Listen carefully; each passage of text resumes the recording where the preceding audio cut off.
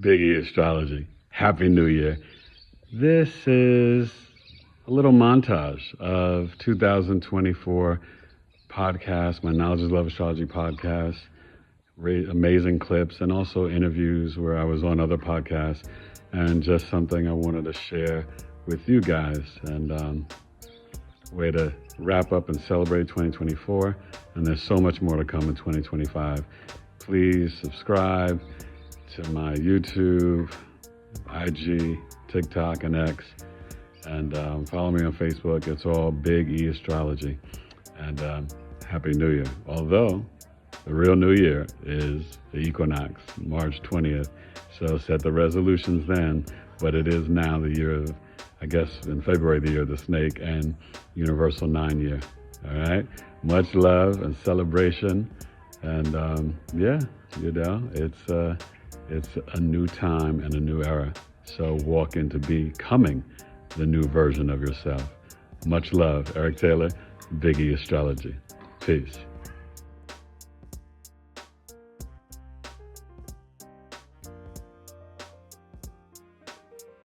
So obviously, all this chaotic frequency is affecting our planet, which is why we're getting all of this extreme weather and all this weird stuff that's happening, even in the political spectrum, in some of our news channels. I mean, it's just been kind of a freak show, So yeah, it's been like, oh my gosh, I can't believe this is actually real, or this is really happening.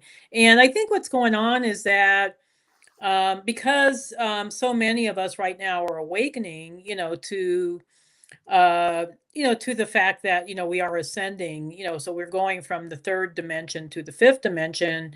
There's timelines that were supposed to be more apocalyptic timelines that were originally slated to happening that are no longer happening. And so Okay. these timelines are merging into our current timeline, which is I would say, the higher dimensional timeline. So we're getting aligned with a higher dimensional timeline right now, but that is actually creating this influx of chaotic energy. If you can, share with the audience what drove you, what was the impetus and gave birth to studying quantum, hypnotherapy and spiritual life coaching. Like this wasn't you at 25. So like what made you into the spiritual arena? Was it's similar to a lot of folks. It was through pain. It was through a lot of mental and psychological pain. I did not want to be here, y'all. If you tune into my channel, I speak very candidly about that. I didn't want to be here. I was in a tumultuous custody battle with my ex-husband, and it just would not end. And I would reach out and say, hey, let's work it out. Let's save the money for our kids instead of the attorneys. Let's figure it out together and co-parent. There's a lot of nefarious toxins, different things like glyphosate, atrazine is used on the herbs that is horrible for our endocrine system. I mean, every part of our body. I mean, but when we talk about the endocrine system, all right, so the endocrine system is responsible for our hormone function. Okay, so when we talk about population control, I mean, we're talking about some wicked draconians that didn't want us overpopulating. So when they say, okay, so since we can't control the population, we're going to stop them from producing. Hear this out. Now, when you produce things like atrazine or endocrine disruptors, the problem with that, they're so nefarious that the problem with them is they basically say, since y'all don't want to stop having babies, we're going to make y'all stop having babies. Yeah. The endocrine disruptors cause ovarian cancer, breast cancer. Not only that, but they can also convert a person to have gender-ungender attraction, if that makes sense. Yes. So frogs have very sensitive endocrine systems. They're the first ones to actually get affected on as far as that was a black doctor that did that study. So what happened was when they start doing this study on the frogs were converting from male to female.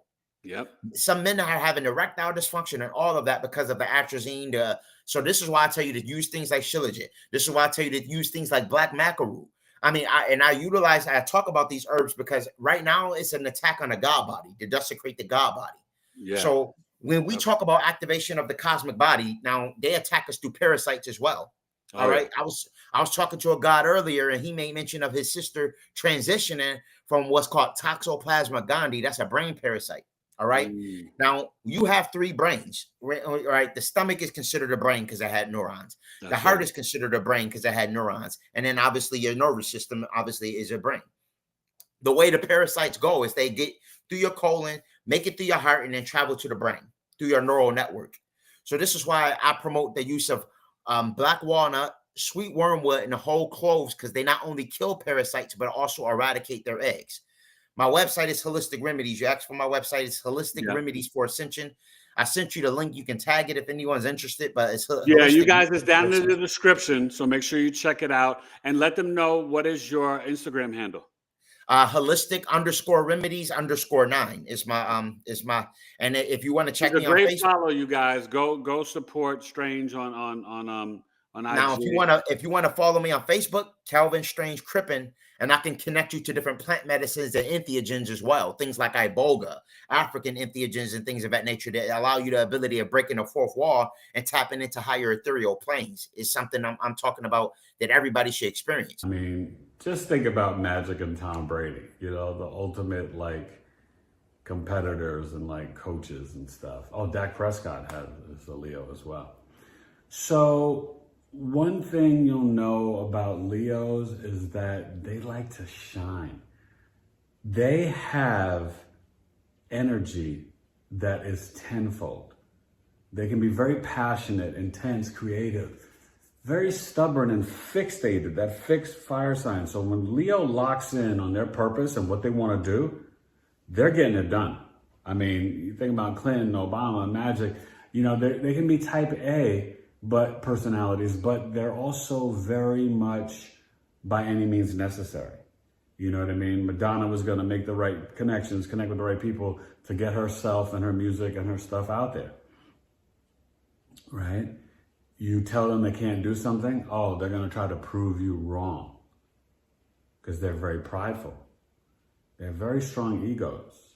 But when they lack self-love, they can be extremely toxic, jealous, arrogant, prideful, vengeful, envious. I'll spit after you, but I want to, hear what you're working with today and share with the audience. Wonderful. Well, this one is called The Year of the Goddess, and it goes, it's the year of the goddess, the hottest season of all. I sent a message to the mothers and they heeded my call. I sent a signal to the sirens, now they're singing my song. I told the heathens and healers that we needed them all. I've got the soul of a rebel. I won't smother or sell it. Burning sage in the cellar. All the witches can smell it. They can sense my intentions. I hear their words when I'm dreaming. I know our power is mounting. It's damn near up at the ceiling. We've been quiet for too long. Patience is a virtue, but it's time to be wrong.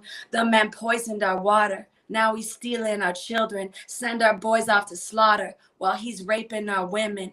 Did it all for the dollar, for his wheeling and dealing. But his karma is coming for the killing and stealing. It's the year of the goddess, and I got a good feeling. It's the year of the goddess. Now it's time for some healing. Spread love. All right, audience. Salute. Stand up. There's no going back. Going to be the same. I'm talking to dead people, and we have sharing groups, and we have then speaker events, which of course you've spoken at. Yeah. And I started great thing that you're doing, a great platform. So thank you. Yeah, and it's literally, I started it selfishly because I needed to talk to people that had these experiences. And still, it's been almost 5 years.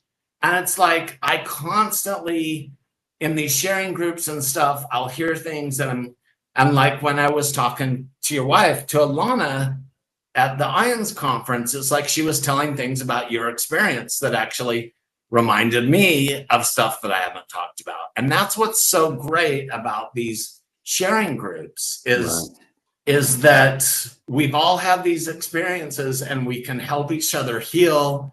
We help each other remember. Yes.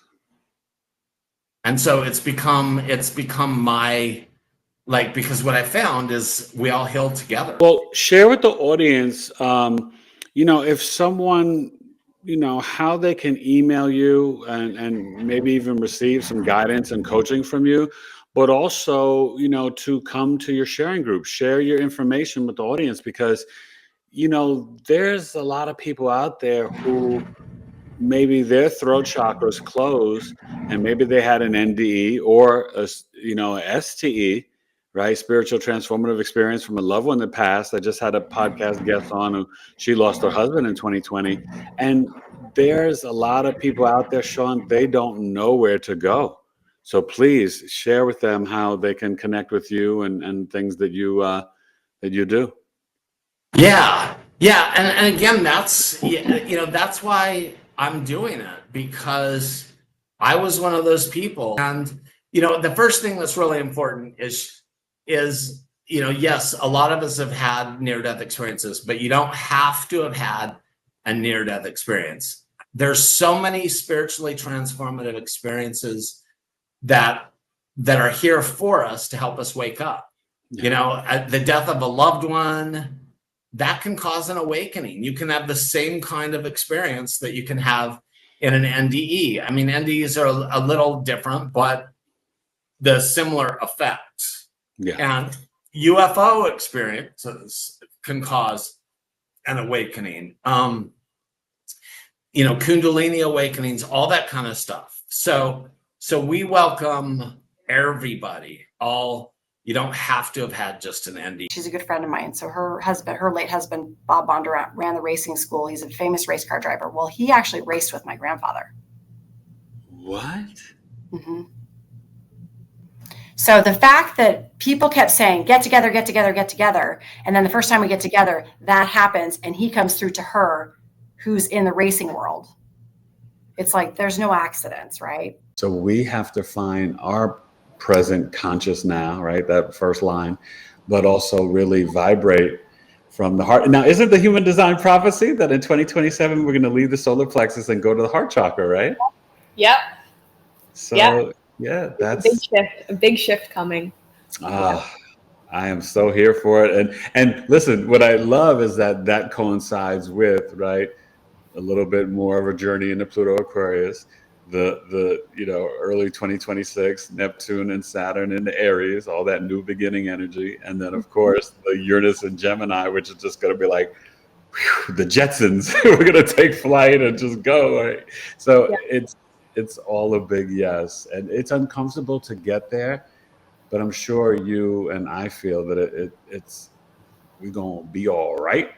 We're going to be all right. But you have to find, and Lloyd, I'll tell you, right? You couldn't have told me as a New York City hip hop kid that I'd be 53 years old right now hugging trees. But I am proud to say I will hug a tree, and it is. I'll hug a tree in a New York minute. Okay? In a New York minute, it is good for you.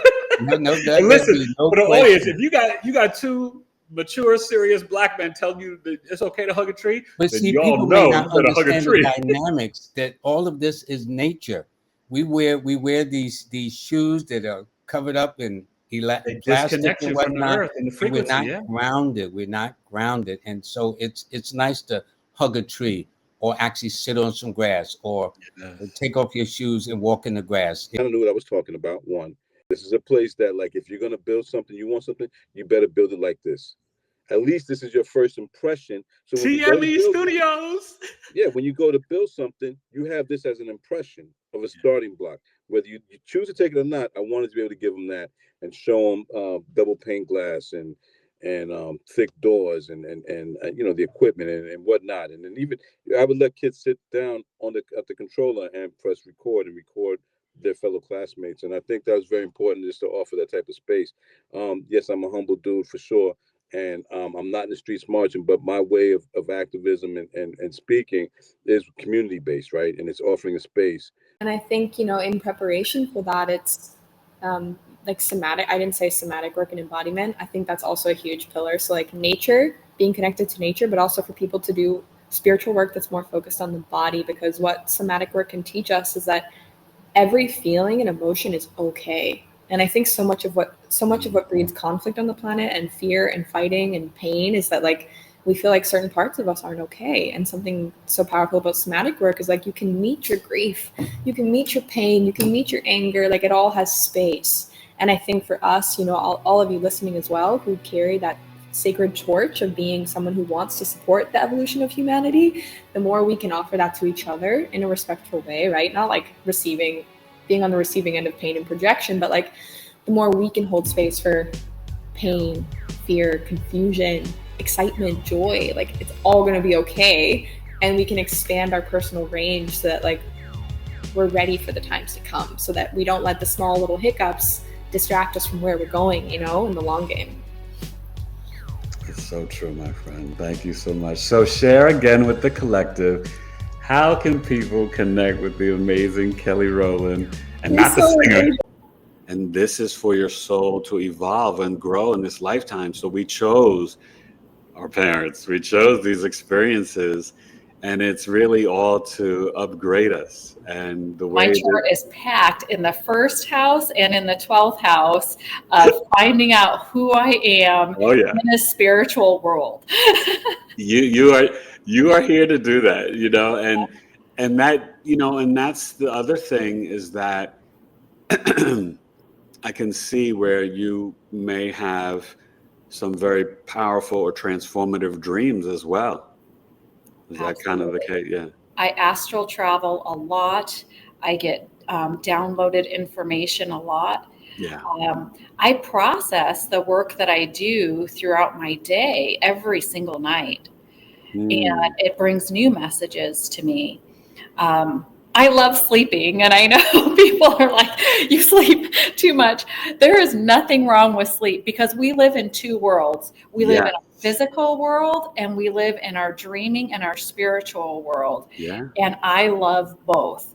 And I love the person I am in my dreaming and spiritual world, and I love the person I am in my physical world. And I like sharing time in both, and it's awesome. So all the flowers, pretty much all the flowers have a affinity for Venus. They all have those 5 petals, like the Venus star point has those 5 points that it makes. And so we're looking for boundarylessness because of that. It's like that softness that where Mars is like this, Venus is like this. Like Venus is like more receptive, right? Yeah. Okay. And so we need them both. And we can't, if we're too much in our masculine Mars, we're sweaty and going hard and we become exhausted. If we're too much in our Venus, we become a big sop of watery puddle on the floor with no boundaries so we can't just be one of those things. So for Venus, Rose is slightly astringent. And so what we're looking for with that is to sort of bring integrity to the venous system, to bring integrity to our internal waters. So we're held a little bit with our love. I like that. Now, let me ask you, with the Venus, it makes me think of definitely what you said with the kidneys, even pancreas. I think about Libra, the lower back. What do you share with your clients and people that you lead and work with in your groups? I share that it only takes 20 minutes to a half an hour a day of connecting with your true self, connecting with source, what I call source or great spirit. That's it. That's all. That's the minimum. Now, to me, it doesn't really matter what sort of practice you adopt, as long as it is connecting with source, and that is fortifying our core, our spiritual core. From there, I went on a Vipassana retreat, which is like a 10-day meditation retreat, which was amazing. And I just realized, where was it at? That was in Southern California. It was in like out near Joshua Tree. It was like 29 Palms, I believe. Okay. And it was awesome. It was amazing. I mean, it was challenging, but it was great in the sense of just like, you know, just having this perspective of like no one's talking to you and you're not talking to anyone else, and yet the thoughts are just racing, and then the flood of emotions of going up and down and just either being sad or angry, and you're just realizing like, holy crap, man, I'm creating all of this. And it's powerful to learn yourself and to hear yourself and to see yourself, Absolutely. And it was real, like it was a real experience. It was definitely an experience because, and as they talk about this was like, real wisdom comes through experience. You can read everything in a book, but to actually, walk it, that's when it speaks to like how people could perceive you one way, because the second house is actually the throat chakra, but it's also kind of like your face, right? So people could see you, and Neptune, they can idealize you or try to define you like, oh, who's this girl, and whatever. But then it's like almost that Mars and Capricorn comes out, the creativity of the Neptune, but then the Mars comes out and it's like, oh, I got bars. Yeah. Right? I got bars from Venus to Mars. I got bars to give you lyrical scars, right? Like, do you sense or feel that energy internally? I do, and that's why I think it's really important that I take my lyrics and my writing seriously. I don't, I really do think about every rhyme that I write very meticulously. A lot of people think that I freestyle. I think we talked about this. I was like, I don't freestyle. And I'm very, very honest about that. And that's okay. Not every MC does. Not every MC does. Yeah. And the reason that I don't is because I was like, I just feel like, as I said, I am a guest. And also, as you touched upon, hip hop is inclusive. And that is connected to the spirit of the hunt. And that's the one that is more combines with the virtues with the Most High. So in the evening time when we're sleeping, our spirit bodies separate from our physical body and goes back up to the divine to be able to receive information, to be able to rest up, right? And the hunt comes back down and reminds us of who we really are, right? So let me ask you a question about that, because I feel like I've been a good student. I've been trying to study, do some research. Is because that hour, they call it, I forgot the name that they call it, the hour. I've heard the witching hour, this, that. But I think it's like between like 3 and 4:30 a.m. where like supposedly our spirit, 3 to 5, where our spirit guides and angels are kind of like, they're like taking a break and we're just kind of like dolo on our own, right? But isn't that the transition time between the liver and the lungs, or liver and heart or something? Right, liver and lungs, exactly. Liver and lungs, okay, liver and lungs, okay. Exactly, yes. Wow. And so, and excuse me, the liver time is 1 to 3, correction. Your 1-3 is working. You're investigating the topic, and your 3 line bringing in innovative perspectives. I swear that's so literal, but yeah, that's how because as soon as you're describing it, I'm just like, oh, boom, boom, boom, boom, yeah. Yeah, totally. Actually, that would be if we have time, maybe we should do that. We should link each. I think I could already do it right now. We should link each profile line to a planet. Well, let's finish 5 and 6, and then we can go and connect it. Yeah, because that's 3 would be, when you think of the genius, I mean, I think of the traditional planets, but it's almost like a Jupiter-Uranus mix, maybe 3? Yeah, I was definitely getting Uranus for the 3. Okay, yeah. Jupiter feels correct as well, because Sagittarius, and that like 3 lines to me feel very Sagittarian. They feel very like expansive and like they want to go out and find the distant shore. Yeah, Jupiter-Uranus feels good for the 3. Okay. Well, let's do 5 and 6, and then we can go back to 2 and 1. Okay. Yes, yeah. It's like, think of the scent. So when you smell, if you go next to a plant and you're like, oh wow, there's lemon balm, and you smell the lemon balm, and that gives you the information. This is important because in taking medicine, whether you're taking syrups or powders or pills, the thing is with this mercurial mutable aspect is that we need to taste and smell our medicine. We need to taste and smell. And so that is a huge piece of information that is missing from taking a pill. We don't have smell in our belly, in our stomach lining, and we don't have taste buds down there. So we're missing a whole layer of the information from our medicine. So let's see. I tell people, my 11th house crew, you come to Astrological Coffee Talk with Eric, and people don't have to feel weird, because a lot of people are awakening at this time, and a lot of people find comfort and solace and truth, and feel like they're seeing themselves through astrology or numerology or human design. So the importance of nurturing your roots, allow yourself to ground in these new ways into loving presence, to be more conscious, more centered, more present, allow you to better understand the next step of your feet. Where are your feet stepping onto? Where are you on your journey? So allow Mother Gaia and the sacred elementals, the grid, the core of Gaia, to become in alignment with your core, and to feel that you belong here as long as you set foot on the planet. Your presence is celebrated, needed, welcomed by Gaia herself in a multitude of life that you're part of. And that is directly reflective in the quality of expansion in your cosmic tree of life. That means your branches can expand infinitely. Because you have a support system. You're honoring your body template. You're honoring the body template of Gaia. So it allows you in reality a greater sense of presence, being able to expand in consciousness, to feel how your body structures evolve. I think being a cardinal ascendant means that there's a place to go and there's somewhere to be, and that we need to take direct action to get there.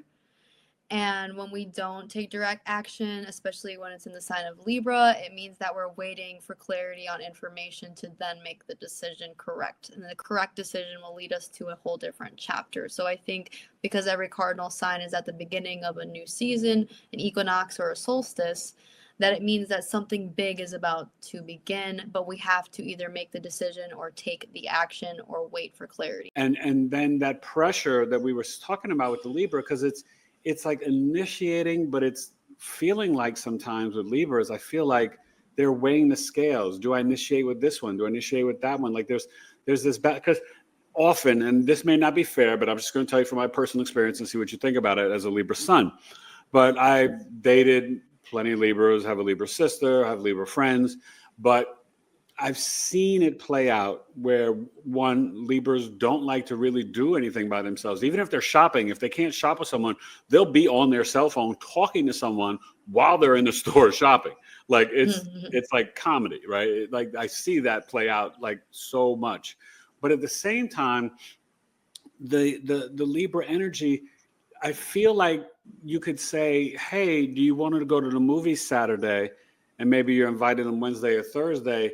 And maybe it's part of the new age with the technology, but I feel like they're weighing, do they want to do the movies with you? Do they want to go to this with that person? Do they want to do this with that? You know what I mean? Like Libra always has a big social network.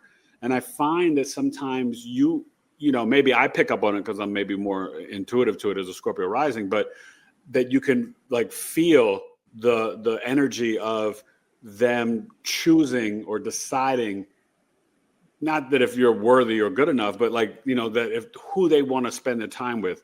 Is that a fair assessment? And do you know, or do you experience that? And I have to say, you know, and I, you know, I talk about giving you the flowers, but for me, one of the reasons that I felt so pulled, and now that I know all that I know, it was destined for me to meet you and to study with you and to really learn astrology, because I will say, there's something about the Virgo mind. And, you know, as Virgos, we're kind of like humble, but at the same time, we know that the way that we see and analyze and assess, for me, I felt extremely comfortable learning astrology from a Virgo teacher. And, you know, the minute I signed up and I met you and we did the class and you were just so kind. And I think this is honestly, I think this is that Cancer moon in the 9th house, right? Because you were very nurturing and caring and supportive of me having a visual impairment, being legally blind in my right eye. So one, I thank you for that. But two, have you noticed any patterns with that Cancer moon in the 9th house in terms of being that nurturing, caring educator? I mean, I guess that would be the case. And the Most High guides me and directs me to be able to do what I need to do, to have the permission to be able to heal this, assist in the healing process for this individual, right? Now, the other thing that I need to mention is that, you know, I always like to give patients soul work, meaning like there's an education part to it, right? And there's also, here's a little thing that a technique, a tool, a skill, right, that you can now apply into your life to help you to continue, right? Now, those are the type of nuggets that are important for people to get empowered into their healthcare. You know what I mean? I'm not an Australian sheepdog. Let's get this clear. I'm not a healer. I assist you to heal yourself, but we have to get to the core of why we got goofy. And so listening to the body, I communicate with the body, just like I do with babies in the womb. So our body communicates with us all the time, but guess what we don't do? We don't listen. And we'll even say, I shoulda, and then you should all over yourself that you shoulda listened. So that's your intuition. Intuition is not booga booga. Intuition is our natural innate ability to discern, is this correct for me or not? Is this correct for me or not? And so if it's not correct, not right or wrong, then don't do it. If it's not correct, don't do it. And yours is very strong because you have the true black moon Lilith in the 1st house in Leo on the ascendant. And when people have that, I mean, it is strong and you are super intuitive. Do you almost feel like if you could visualize that light body in yourself, do you almost feel like that stream of inner consciousness from the heart chakra to your root chakra in terms of your gut instinct and intuition? In every cell, particle, and molecule. Yes. I credit it to a lot of stuff, but right. Course in Miracles was, I would say more so it was like I had the puzzle, but it was the centerpiece so I can make out the image. And because I really was teeter-tottering around this a lot, and I didn't even realize it. I didn't realize how my life was shaping up toward this point. Because any derailment, like had I made it back then, this type of music wouldn't have come out, and I'm grateful that it did. Right. Once you are outside of this Western culture, yes, we need to learn cultures of other people and how they do things. Oh yeah. If you talk to Asians, they just don't move in the house. Well, we get it now. The time has got to be right. The stars have got to be right. Like in Japan, for example, they don't let the pilots fly unless they check their biorhythm charts, because there's the physical biorhythm, the mental, the emotional, the intellectual biorhythm. You know what I'm saying? So there are so many things that goes on that we need to really open our eyes to. But I think that the fascination here, if it's not here, then it's nowhere anywhere. And it doesn't give another chance, another culture from other parts of this human planet to express what happens, because and another thing that fascinates me too. We can talk about the different colored dogs, the different colored cats and birds. When it comes to the different colors of human beings, we seem to just go bonkers. What is that about? Yeah. Such a paradox, such a contradiction. It's very immature and childish. Yes, it is. I tell people race is a measure of distance and a competition or a contest, right? Like the presidential race or a race on the track and field in the Olympics, right? It's not a construct of ethnicity and culture. So it's a fallacy. There's no such thing. And what I had been doing leading up to that experience was training my intuition and learning how to channel, but specifically learning how to channel and tune into my soul, tune into my higher self and to source, and receive very clear information, receive very clear guidance, and learn and tuning into the Akashic records. So being able to tune into moments in time and confirm these different things. And so I was in a very deep space of feeling connected with my soul and with my higher self. And so that's why that information was finally able to come through. And so I was just doing a normal anger, rage release process that I had gone through. And the next day, a bunch of pain came up in my body. And so I had to question the pain. And then through that pain, it came up. One of the first things that came up was that Nancy wasn't my biological mother. And so that sent me in a tear. It kind of started splitting my mind a little bit. And so I had to anchor that in and start following the guidance that was being given to me. And then that kind of mended it and allowed me to go through in a much more balanced path. But it's just been layer upon layer of these things revealing themselves. But what I want you to understand, it doesn't matter. The enemy, the devil, Satan's already lost. The victory is ours. The light has won. Our galactic ancestors are returning. Things are changing. The vibration and frequency and energy of our planet is changing. Sedna and Gemini, Humia and Scorpio, new ways of food, new ways of healthcare, stem cells, new sea animals, new sea nutrients in food. Expect freedom and liberation. Demand it. You are worthy. You are love. You are a reflection back to God's source creation. So if you start to cry or something happens, that is a good thing. That is because you're unleashing what no longer serves the body that you need to release. Right. So this, happened with her, and we had this incredible conversation, and she was just overwhelmed by so much. She went back in the room, went to sleep. 12 hours later, she came out, and she could not believe the clarity that she had. She went on to finish, I want to say, 3 books. Oh and she went on book tour, and she's doing amazing. Actually, it was 12 years ago. I had an opportunity to not have to go to a job and hold up in a bedroom with my laptop through the winter and just wrote it down first person with all its gory detail and got it done. Wow. The only way I could write it is just tell the truth. You're saying Scorpio's about truth. The truth. You got to tell the truth or get to the truth. Yeah. And my brothers, they had a different family than the one I grew up in. Is for Sunny. Kathy was a very common name in the 50s, so I'm often in a room with a lot of Kathys. But as you know, there's another Kathy. So I go by Sunny when there's 3. But I also go, the middle is C, Cat. I totally identify with cats, being that I'm a Leo. And then Night, K-N-I-G-H-T. I'm a rescuer. I have a 12th house Neptune in North Node in Jupiter. I'm a rescuer. So that's why it's K-N-I-G-H-T instead of N-I-G-H-T.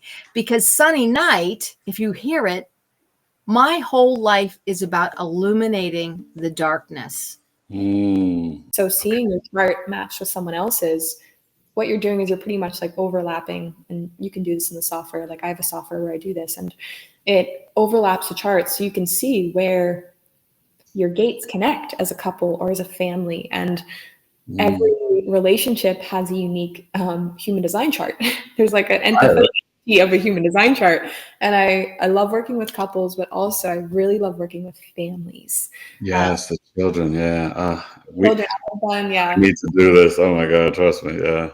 It's so amazing because, especially on like a practical level, because so much of what breeds a lack of harmony is just a lack of understanding. And like in one-on-one sessions, I will work with people on different points in time, anchoring into different intentions, understanding what's best now. But like I'm attempting to remove the idea of like psychic parlor tricks and combine the idea of knowing and just tuning in. Once you're connected into a open sourced heart and you're tuned into the objective field and you've released this idea of needing to shield yourself from people, needing to shield your life and shield your information, then you're just receiving information in an inherently natural basis. And that's what happens when, you know, people go see like a spiritual guru or something. You hear these stories of someone knowing something so specific about their life when they've never told anyone about it. And it's like, it's just because it's there. It exists in your field. And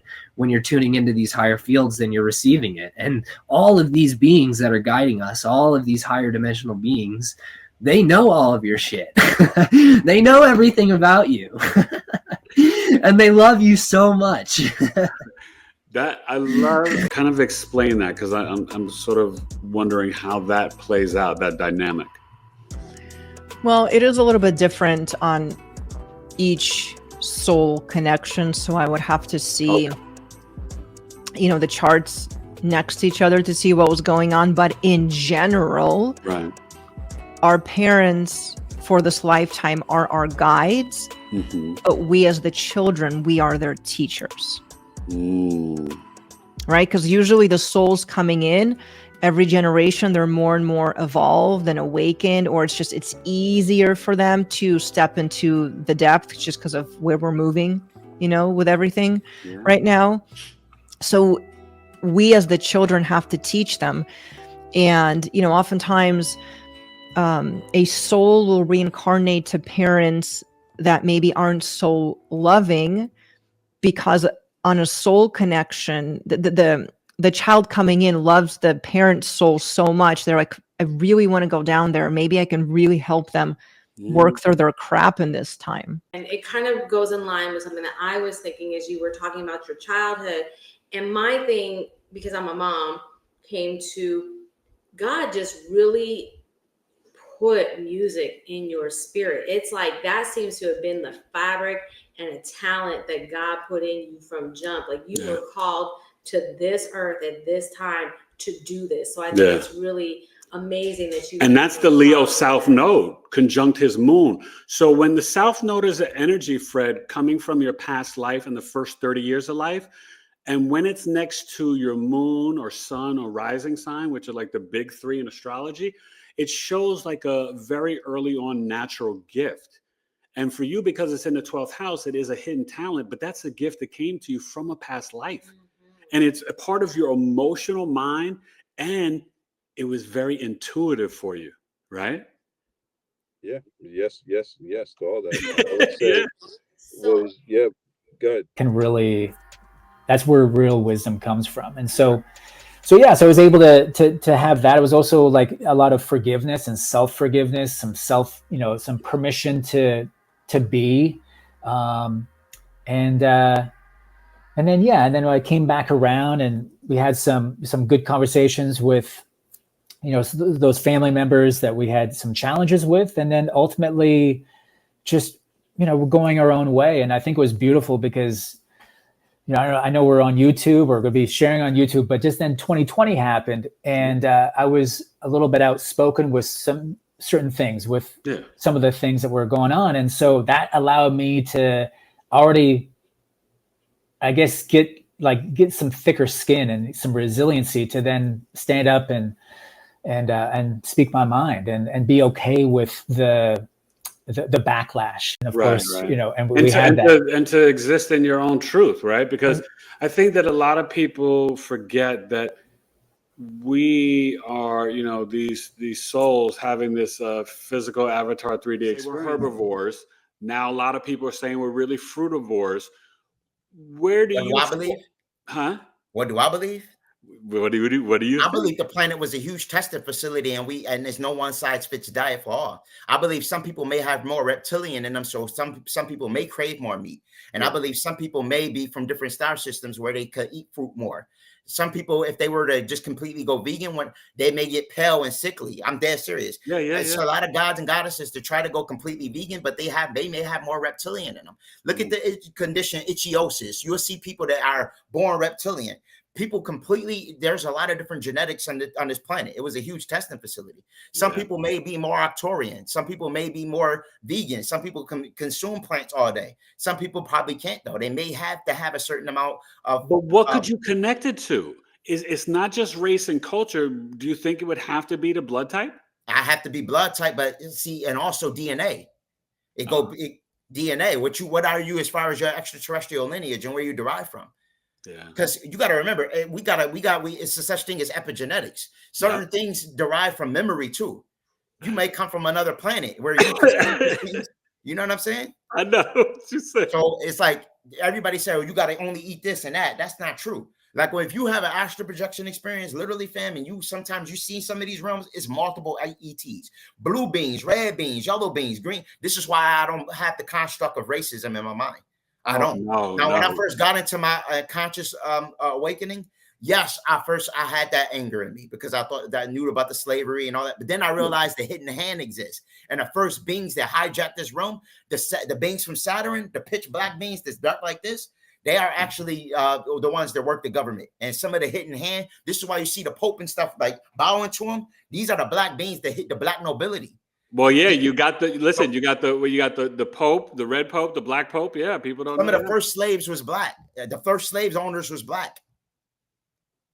King James was a black man. A lot of these see the hidden hand wanted to create an enemy for us, so they created the concept of us having the white person or the YT. So that goes back to the Tower of Babel, right? The Tower of Babel consists of Marduk and Enlil going to war, and Marduk actually built a tower to communicate with Nibiru, and at that point, that's when they got destroyed. He wanted to communicate with Nibiru, but then they wanted to break up the languages and stuff like that. So they started breaking. They destroyed the tower. So they come. I love it. So okay, this is one of the last things I got to ask you this. So, what do you think was happening in 2020? Because we're not going to get into that because that would definitely flag the channel. But I'll get into a little bit without saying too much. So basically, you're saying something that's really deep because I always talk to people about. In general, and I just released my Aquarius super full moon video coming up on Monday the 19th, right? And I was explaining, and I think this is what you're really getting at, that so often we get stuck in life because we want to be safe and comfortable. But when we're willing to be open to change and get uncomfortable, that's where the real growth and the blessings and the miracles and where the life happens. Exactly. Yeah. And so I will give you an example of working. I had this lady come to me that was an executive and lovely, smart, and she walks in and she goes, "I've never changed." I go, "Okay, let me get this straight. You have never changed." "No, I've never changed. I've always been this way." And I thought, I have to tell you this. I'm more impressed with your mother's vajayjay, because if you came out with that hairstyle, those high heels and that suit, your mother vajayjay rocked. So you're somewhere between diapers and Depends and underwear. Do you think you haven't changed? And she looks at me and she bursts out laughing. She goes, "God, that was stupid." I go, "No, isn't it perfect?" Because we hang on to these belief systems that, if you go back to Rome or you go back to Italy or you go back and it wasn't called Rome, it wasn't even called Italy, or you go back to Greece or Mesopotamia, what do you suppose these people did every day? They went shopping, at the local camel, whatever it is they could do, the camel train that went by, or, they had their belief systems. The Romans, laid down and ate, which really was not very good for their digestion. And so did they do the stuff we did every day? They ate, they digested, whatever. It didn't make them any smarter or dumber than we are now. But now we have to consider what dumber means. This is not a judgment. But if we don't get connected to our own experience of life, instead of trying to prove ourselves. So you are already the proof. You're here. There is not one thing that we require to prove. So if you choose success this way or that way or whatever way you choose success, that's wonderful. It's fabulous. However, one person's success may not be someone else's, but we have all these boxes. And guess what, Eric, the boxes are called? The matrix. The duality matrix. I was just talking and it was just this stream of consciousness. I realized that it comes full circle to why I went into speech therapy to begin with. And it's to help people unmute. I mean, I can trace my through line back to when I was 6, and it was an innocent thing. My family has their issues, but an uncle told me to shut up. It was for something super innocent. And he's like, "Shut up." And from that moment on, my subconscious created a pattern that it's not safe to speak. You need to be quiet. And then yet as an adult, I am helping children to unmute, to speak up. And then I started to hear my father's voice, and he just kept affirming to me, you are worthy of all the love in the universe. You are worthy of all the love in the universe. And I started to follow his voice, and I landed in the space of eternity. And while I was there, I was shown that I'm a divine spiritual soldier sent to Earth on a mission to uplift the consciousness of the planet and liberate consciousness. I don't know if Earth actually wants liberation, but that was the download. And some of us do, Betty. I think a lot of people are doing the spiritual work to really ascend to the 5D. But you're right, there has to be that intention. And we can't just sit here and consume and stay in the 3D programming matrix and cognitive dissonance and think that something's going to happen for us. We have to be an active participant as well. But yes, absolutely. Cancer could be like Cancer, the zodiac sign could be a part of it because Cancer rules the breast. So you would want to be looking at that. You want to be looking at the moon because breast cancer does have this affiliation with those ovarian hormones, and dysregulation of those hormones can be a component for sure and can stimulate like tumor growth. You're looking at things like Pluto. Pluto rules tumors, especially malignancies. So looking at tumors, and especially if somebody's going to have an organ removed or a body part removed, like a double mastectomy, for example, that's very common. Right. With breast cancer, you would probably see a Pluto component in their birth chart that is very strong either in Cancer or with the moon, with Venus, because it's a very like aesthetic thing, you know, as well for women. And usually there's a reconstructive surgery that's done after the fact, and that could be a Venus thing as well.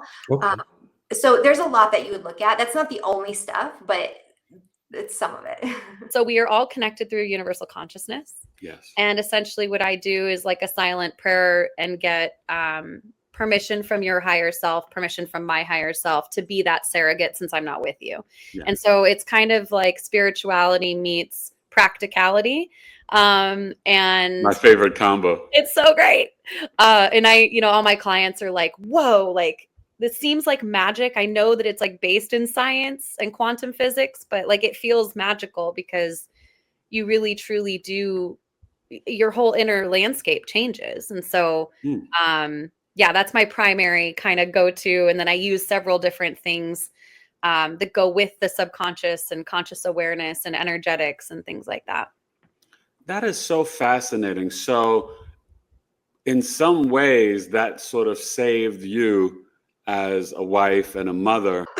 Well, see, that's awesome because even as professional astrologers, we can all in some ways have blind spots or not see ourselves or even recognize different aspects of ourselves in our own natal chart. So I find that really fascinating. And yes, you are very caring and supportive, and I really appreciated it. And I know that your students do as well because you know, you are birthing a lot of amazing astrologers, you know, and that's something to be extremely proud of. It really is. So I'm so proud of our students, and I'm so proud of what you're doing and this podcast and all of that. It just makes me so excited when someone who is in one of my classes so many years ago just like takes astrology and runs with it. So this is amazing. No, it's awesome. So let's jump and dive right in, as two Scorpio risings would love to, and investigate medical astrology through the signs, right? You said you played in a band. Now, did you play piano yourself? Well, I was a saxophonist in the band, but I did play a little piano. Yeah. Oh, that's amazing because, okay, so J. Clay, you guys, has the Virgo rising, right? Very precise with the detail, with the rhymes and the lyrics and the hand skills. That Gemini midheaven speaks to that, right? Communicating, working with your hands, producing, playing music. But then he has the Sagittarius moon in the 4th house and the Capricorn sun in the 5th house. So he's dancing in his chart. That moon in Sagittarius conjunct Neptune, that speaks to your musical gifts and talents, and into other stuff we'll get into later, and probably even mom being spiritual. So when you guys kind of got turned away, did you feel like this is just not meant to be? Yeah, it was devastating. Like things like that kind of stopped the group for a while. Like we might have stopped for 6 months to a year each time to just kind of regroup and figure out what we want to do next. Because I mean, we really were putting in a lot of work. Yeah. Not even, I can't even say spiritually, but like in what we thought we needed to do. So we weren't necessarily happy about the work, but we did the work unapologetically. That's And right. to do the work and not get the reward it just hurts. So fish has way more toxins and contaminants in it, which we've known also for over a decade, than all of our land meat. Wow. Because we've unfortunately polluted our oceans. So fish are going to be highly contaminated with PCBs, dioxin, which is the most toxic substance known to mankind. It's found highest in fish, eggs, and cheese in that order. And then microplastics and heavy metals like mercury. So fish is way more contaminated actually than land meat. You're telling me I should say goodbye to my salmon? I'm not telling you should do anything. I'm just giving you the information. It's No, I'm joking. I love that. But thank you, because that's really wow. Okay. Yeah. So a lot of people fish would be number one then. Okay. Yeah. And Dr. Gabriel Cousens, who has written many books, he's a holistic MD. Cousens spelled Cousens. He has quite a few books. I used to work at his retreat center. He actually said that he actually has people give up fish first over the other meats simply because of the toxins. What we're putting into our body, how to detox, and then all these different modalities that are coming out that are about decalcifying your pineal gland, that are about activating your third eye. And it's just the people who are here to do that work and to keep rising are going to do that. And the ones that aren't, it's okay. We can still support them. Before I was probably in a place where you need to come too. You need to do it too. It's like, no, if I say it, you have to do it. She's a really colorful story. She's lived like 5 lives in one. So she's sharing all these stories with me, really spiritual things, which I've always been very open to spirituality. I just hadn't really experienced it myself. So I was always very open. I'm thankful to both my mom and my dad because they both are very open to that. Now, were you raised with any organized religion, Catholic, Christian, Protestant, Episcopal, anything, Mormon, anything? Mormon. We were a very, very strict Mormon family, but both my parents left the church around age 8 when they split. Wow. Okay. So my dad stayed a little longer than my mom, but my mom, when they divorced, and the stepdad was not into the Mormon. They both left the church. My stepdad too. Okay. But my biological dad did later as well. So none of my family's practicing Mormon anymore. Okay. What happened was they went on their own spiritual journeys. My dad's separate from my mom because they weren't together anymore, but they both kind of had their own spiritual growth and journeys. And I saw that as witness to that. That's why I was always open to it, thankfully. Wow. So anyway, I'm sitting with this woman and she's telling me all these really amazing, beautiful stories. Again, tears, the whole thing. Right. And finally, she's like, I have to go. I have a meeting, but I need to tell you something. And I said, well, what do you need to tell me? And she said, well, I don't know if you've noticed this or not, but from the second you sat down, Tammy, there's a whole family standing behind you. So, but yeah, so it deals with a lot of like the subconscious. Yeah. And so I guess essentially who we are is a set of programs, essentially. And so we're either operating on software that is updated or it's outdated. With our words, we actually create our reality, create our perspective. We are exposed to toxins, whether we eat, we drink, we breathe it in, we put it onto our skins, we are exposed to toxins. And so the naturopathic doctor that we still see now, years ago, she was the very first person who really introduced the importance of detoxing to us, and we still try to do that now. She was talking about the importance of detoxing at least twice a year, minimum. And she suggests, and I agree, if you have a chronic or autoimmune disease, once a quarter. That's what I feel to start Journey to the Earth, because it's a little bit of sometimes an uncomfortable topic for some humans on Earth. They're still not ready to look at themselves as spiritual beings or this being a spiritual experience. Yeah. So having the confidence with that other channel has really allowed me to go into this full force and not question myself or question the topic and that sort of thing. So I just think that's an interesting, it's fascinating. tricky way for spirit to work with a human. A water soluble hemp. So how do you make it? And then for you, you said you don't use any of the chemicals and you use natural fruit. That's obviously That very was for the intentional and liquor important for side. you? Well, that was on the liquor side. On the hemp side, I kind of just went with, well, when you get high, what do you like? And I'm like, I like candy. So I started breaking down candy. So I have one with Skittles, one with Starburst, all the pink Starbursts, a blue Jolly Rancher, sugar-free, no aspartame, green apple. I do have one organic dragon fruit, and then I'm going to make a grape mango next. But that one is going to be made with organic juices. Wow. See, that's smart, getting into the whole organic and, space. And that really like comes up my alley, because my whole house and life of my wife, everything's organic and vegan and this and that. So It makes a difference. well, you're right. There's tons of religions that teach that and cultures that teach that. But there's always that hesitancy and that, oh, but what if, and I am ironically a death doula. People are like, why do you call yourself a death doula? Don't you think that turns people off? Yeah, but those people shouldn't be my clients, because I am head on. Face your fears with, everything you got. I want you to embrace it. And death isn't even a thing. And are we even a thing? It's like I call myself a death doula very ironically, because I want people to be less fearful of this concept called death. So with your clients and people that you work with, and Bree, you guys, she's got to be the best death doula I've ever met. So often, Bree, I'll see in people's charts, I'm like, oh, you have placements like you would be a great death doula. Now, none of them really are, but I see where they could be. You actually are. And having Venus and Leo in the 8th house, but having that Uranus, Neptune, and Lilith in the 1st house, oh my gosh, you're the perfect guide and experience an NDE and the sickness for your client.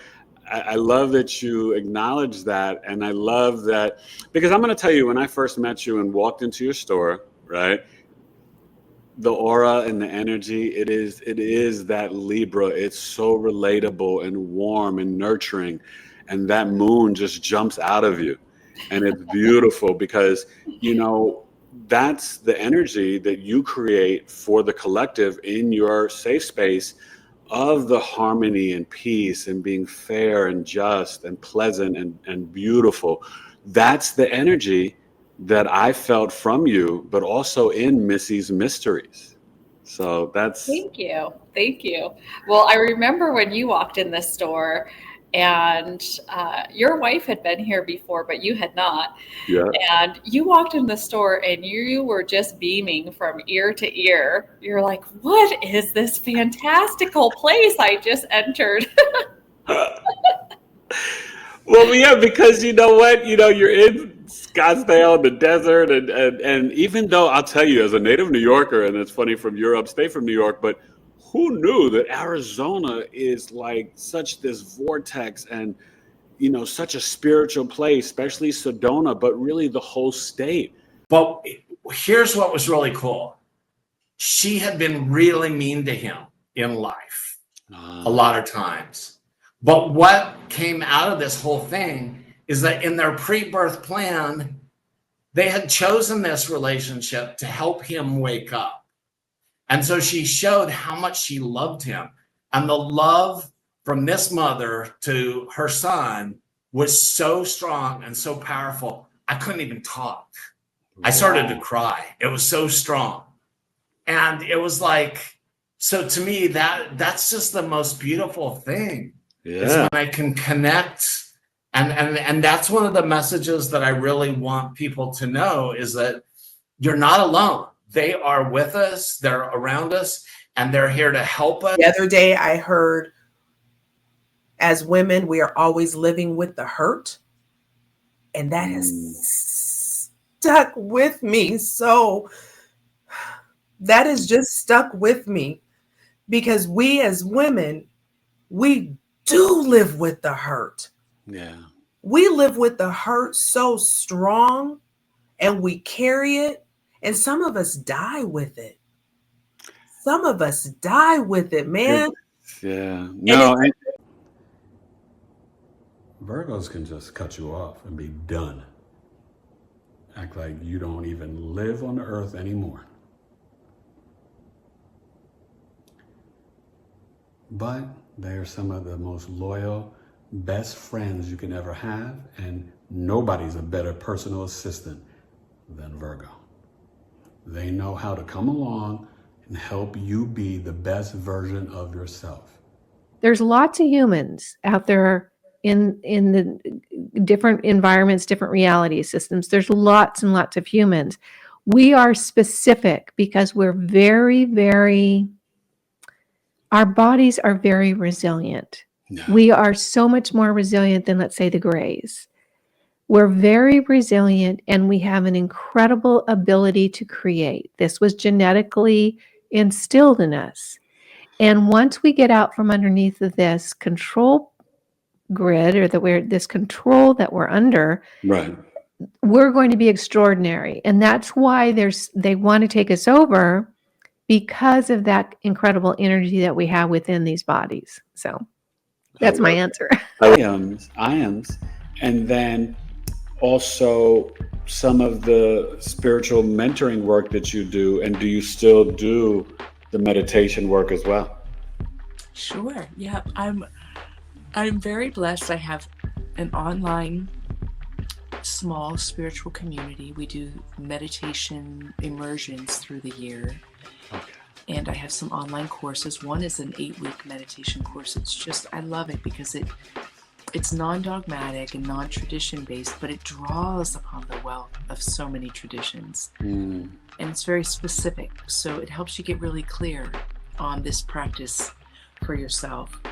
I do one-on-one sessions, and those sessions are spiritual mentoring, meditation coaching, energetic intuitive guidance, and even Reiki training. And I can participate in healings, passive and active, for people.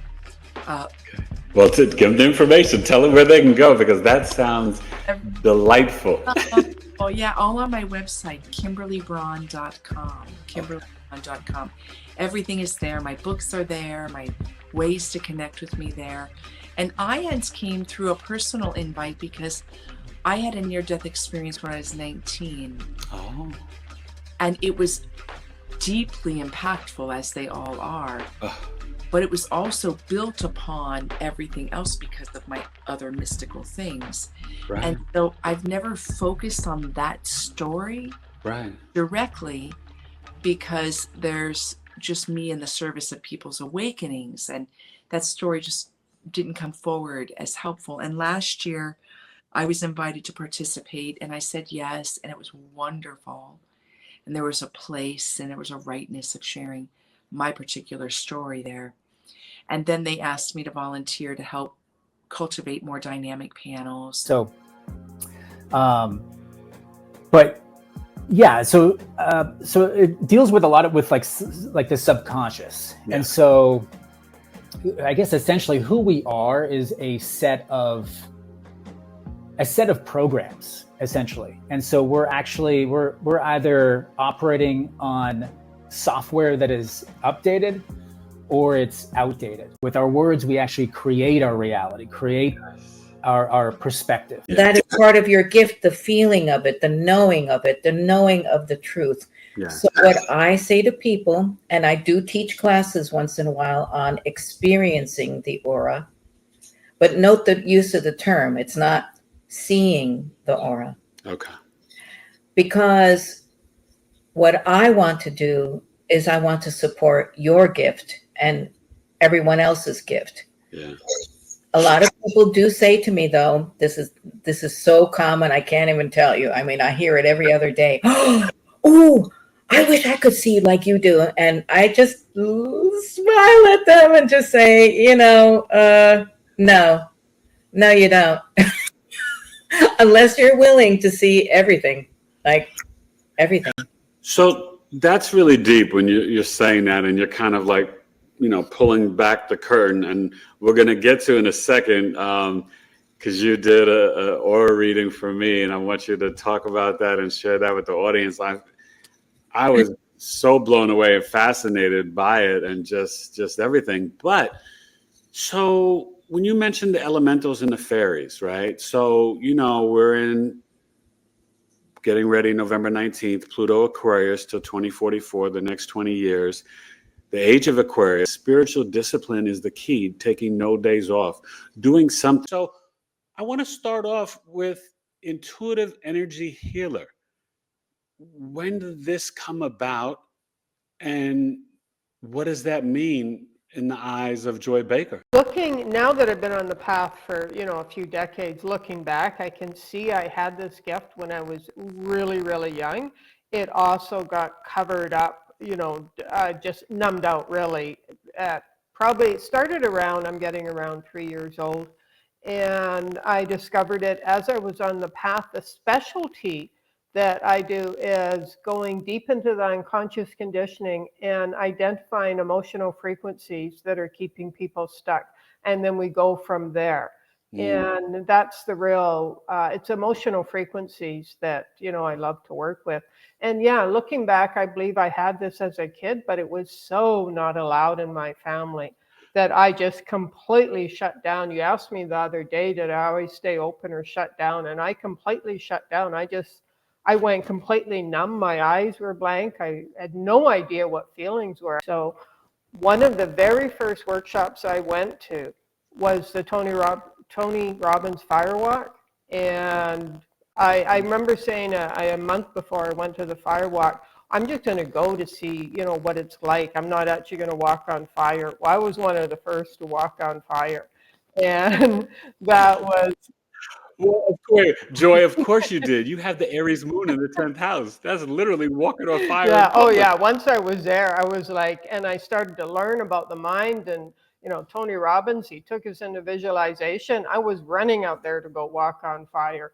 And and that kept me going for about a year and a half after, because that was when I was 33, I walked away. Like my whole life up until then, everybody I knew had been with horses. And I realized if I was going to make a change in my life and I was going to, start on this path, I had to make a big change. So I walked away from everything I knew, the horses, the people, an 8-year relationship. And there were times after that, I was like, oh my gosh, what did I do? And, but yeah, that was an experience. The whole journey from walking on fire and then realizing I had to make a big decision and walking away from my entire life as I'd known it up until that point, like the past 33 years, and just saying, let's make a change. So the Kundalini activation is a way to energetically receive in a modality of you laying down flat in your online or in person. You lay down flat to receive. Right. Because what that is you're getting your parasympathetic nervous system online, right? By laying, your body thinks, oh, okay, I'm going into sleep. I'm going into a relaxation state. I can receive, I can relax. And in this work, what I do is I prepare the client for deep healing by giving them resources such as breath work, such as, parts work, which is shadow work, these kind of resources to continue their journey. You're not just getting an activation and then it's like, peace, like good luck with your life. It's, okay, you have the resources to work on yourself, because that's ultimately what everyone wants to do or says they want to do. Some people don't want to do it. You get what I'm saying? But yeah. They want the change. They want the end goal, right? They might not want to do this work, but they want the end goal. So the Kundalini activation is where you are laying and you're receiving energy. Okay, you're receiving me as a vessel. I'm a conduit of non-dual energy. What that means is non-dual energy is higher frequency energy in the field of non-duality, which is there's no good, there's no bad, there's no right, there's no wrong. And in that space, as I channel this energy, I'm essentially guiding it through your energy system to activate your dormant life force that's at the base of the spine. Why do this? Why get this done? Is because it moves you from living in your root chakra, right? Living in that trauma space. It helps to clear, balance, and restore your energy centers to allow you to release in that session what you're ready to release. Every session's different because every person's different, right? And then move the energy up into your higher chakra systems for our ascension into your heart, right? Activate your heart. That way you can maintain higher states of bliss. Eventually, in time, through activations, through receiving this modality, you can have a gentle awakening, Kundalini awakening, when the time is right. So that's what Kundalini activation is. It's an energy healing, essentially, to prepare your nervous system for the upgrade that's happening really collectively, which is the Kundalini awakening. So let's prescribe alcohol to an 18-year-old who has been dealing with this stuff for 8 years. And that's, yeah, that's Honey, so literally all they did. Are you kidding me? So, honey, they got excited because it was something that they knew what it was. Mm-hmm. It was really rare. They didn't want to give you a brain surgery, but they were trying to give you alcohol. And what was the reasoning for alcohol? Because it's known as alcohol responsive myoclonus dystonia.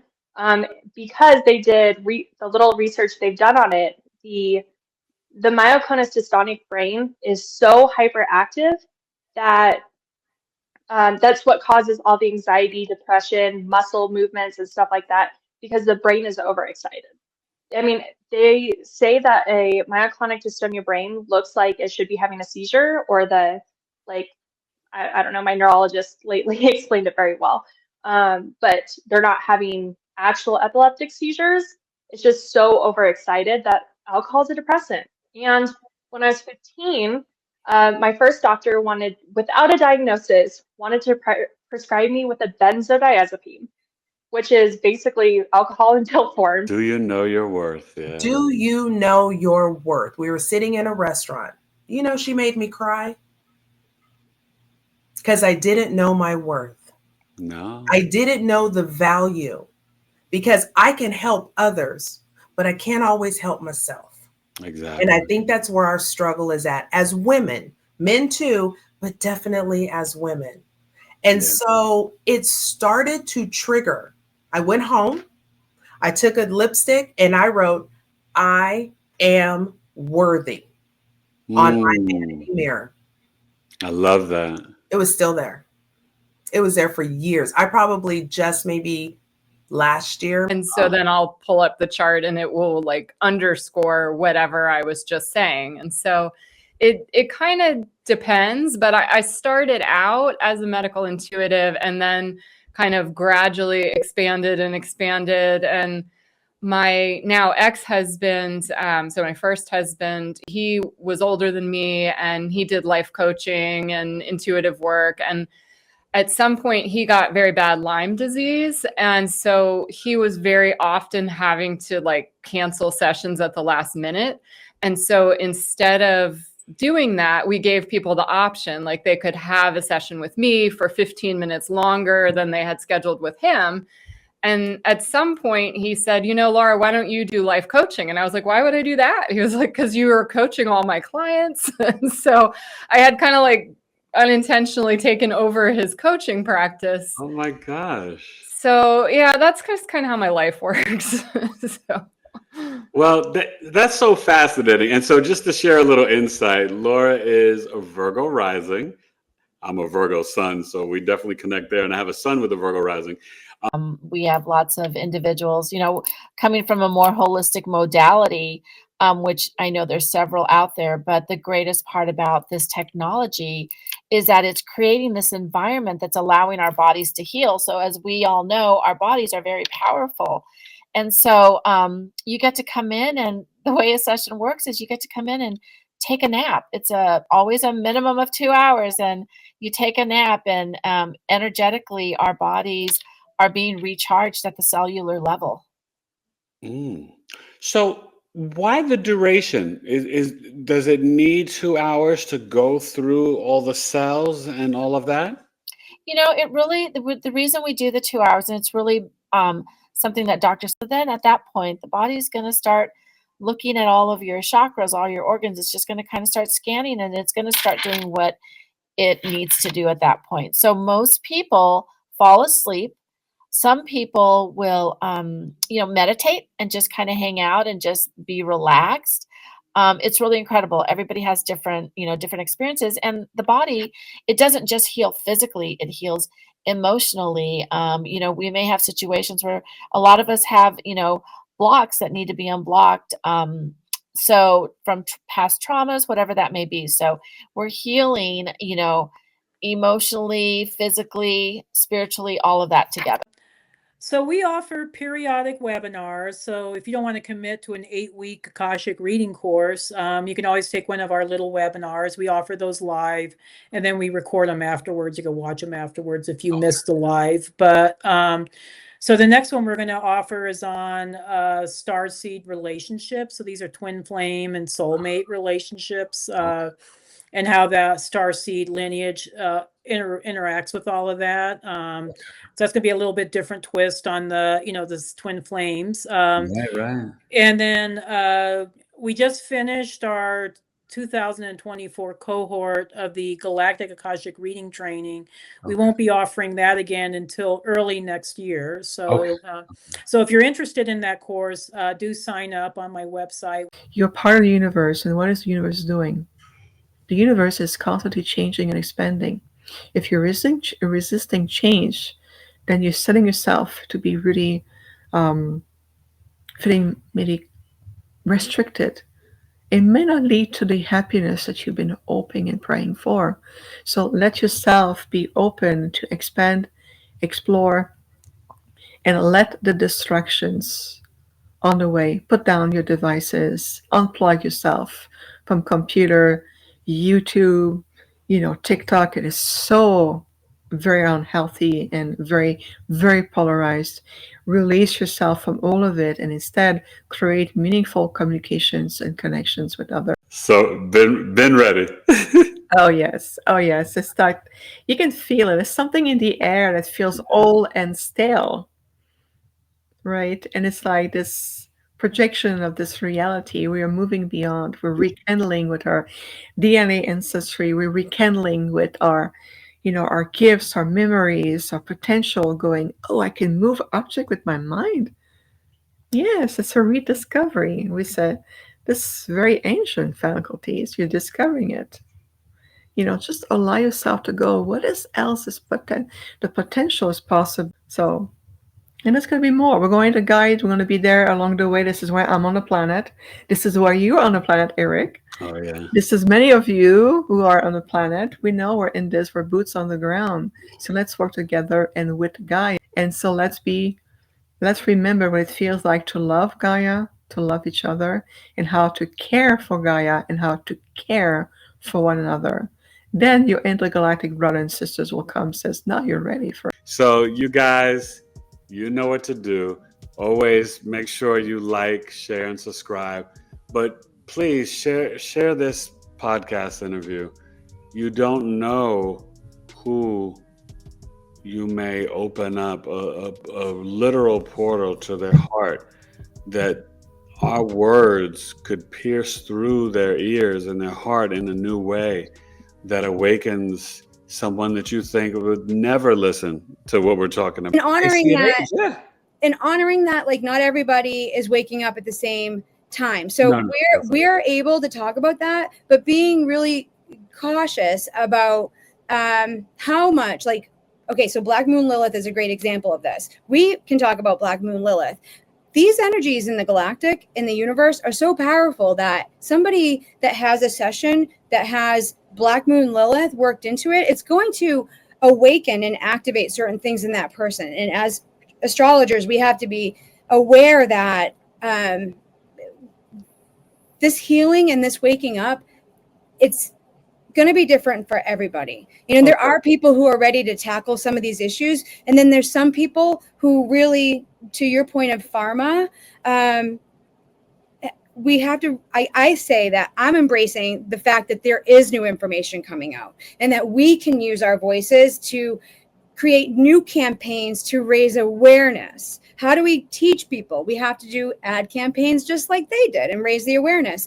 They're psychologists who were taught in school how to treat mental illness, and they're starting to wake up and they're starting to speak out and say, hey, I've had patients who were on different medications and this was my go-to, give them a sedative and blah, blah, blah. And their underlying issues were never, ever cured.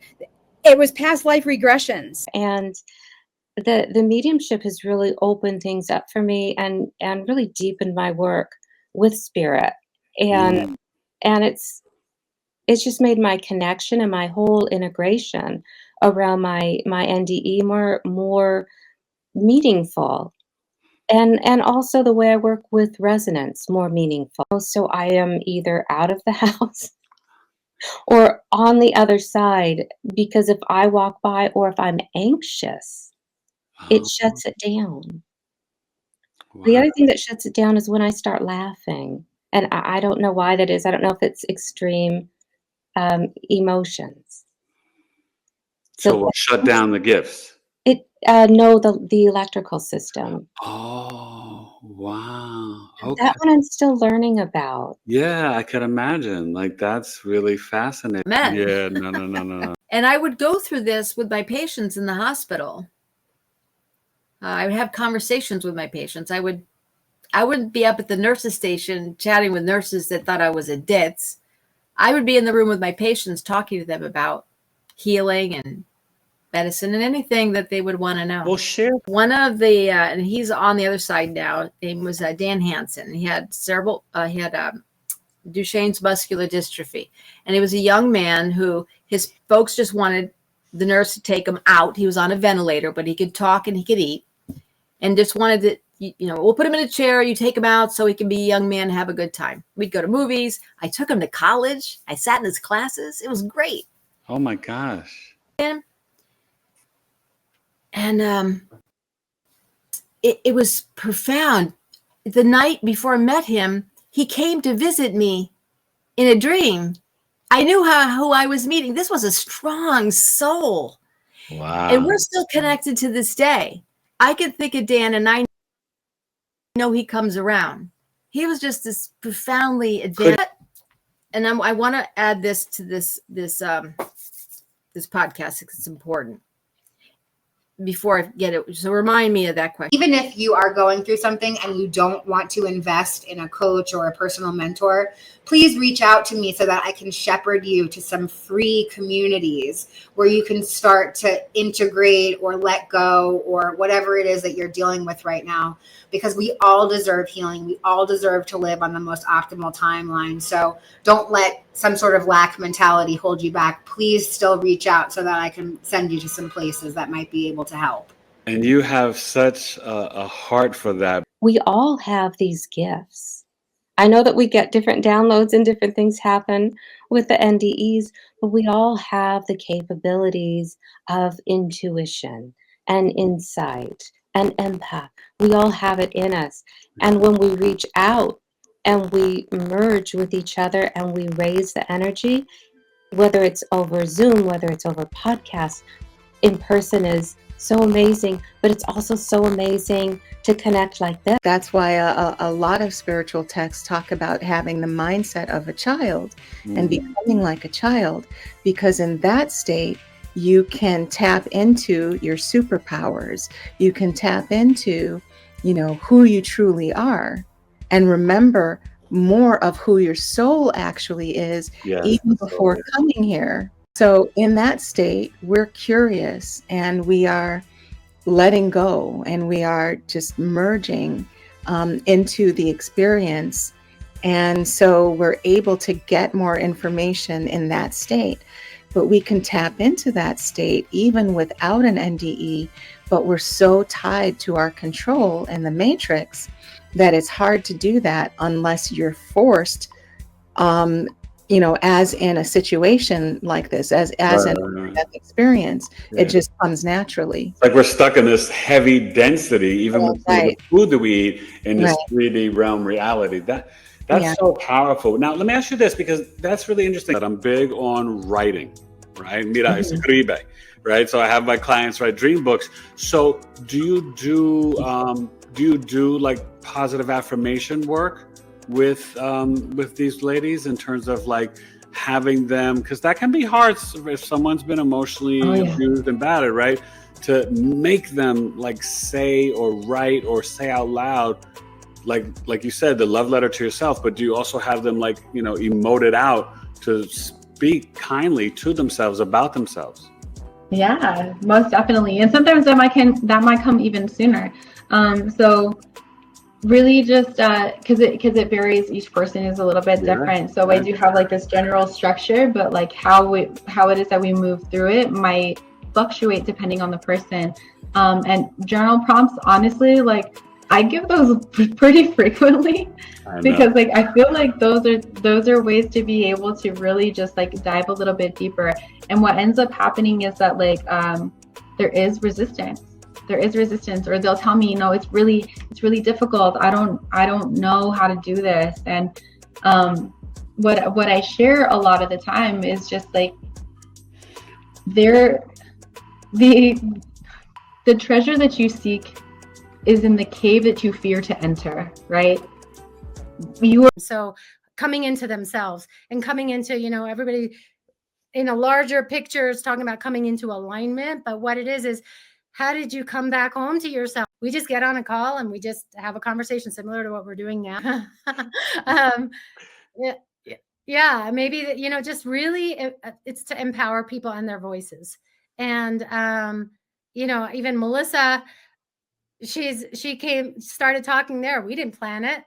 And her gift came out. I mean, and now she's taking her business forward.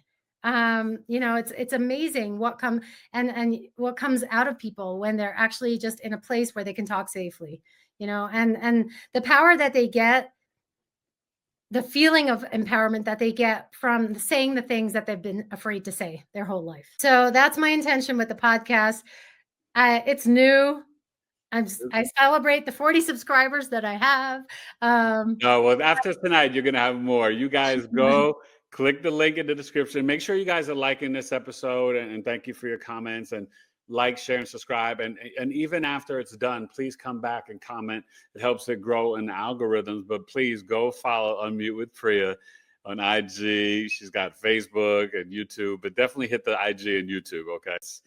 That's important. But okay, so some of the questions here. Oh yeah. Let's get to some of the questions. Yeah. All right. So I would navigate this energy to be like, what can I do? Because both of my parents are doing whatever they're doing, and I need to protect myself to be safe, because most empaths have had to attune to energy. And so how this shows up for me is like, it's my superpower. Like, I know how to tune into energy, and I know how to not tune into energy too, because it's not my responsibility to carry everybody's emotions. It's not my responsibility to unpack everybody's junk for them. Right. And I have the ability to create an energy boundary that takes practice to not take on everybody else's junk.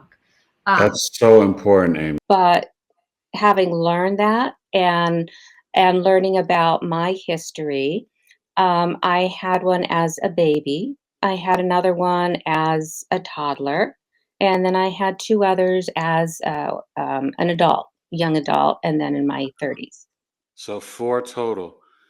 Okay, so you want to share like the first one as an adult, because I'm fascinated, but then I want to really understand what were the spiritual changes after the first NDE as an adult? The first NDE as an adult was back in 1991.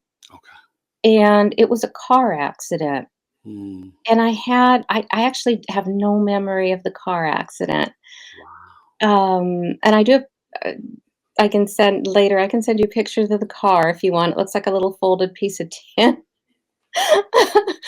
Thank God you survived. Oh my gosh. I had this sensation of being somebody wrapping their arms around me, and I almost felt Get this, my name was Sister Annunziata, to share the good news.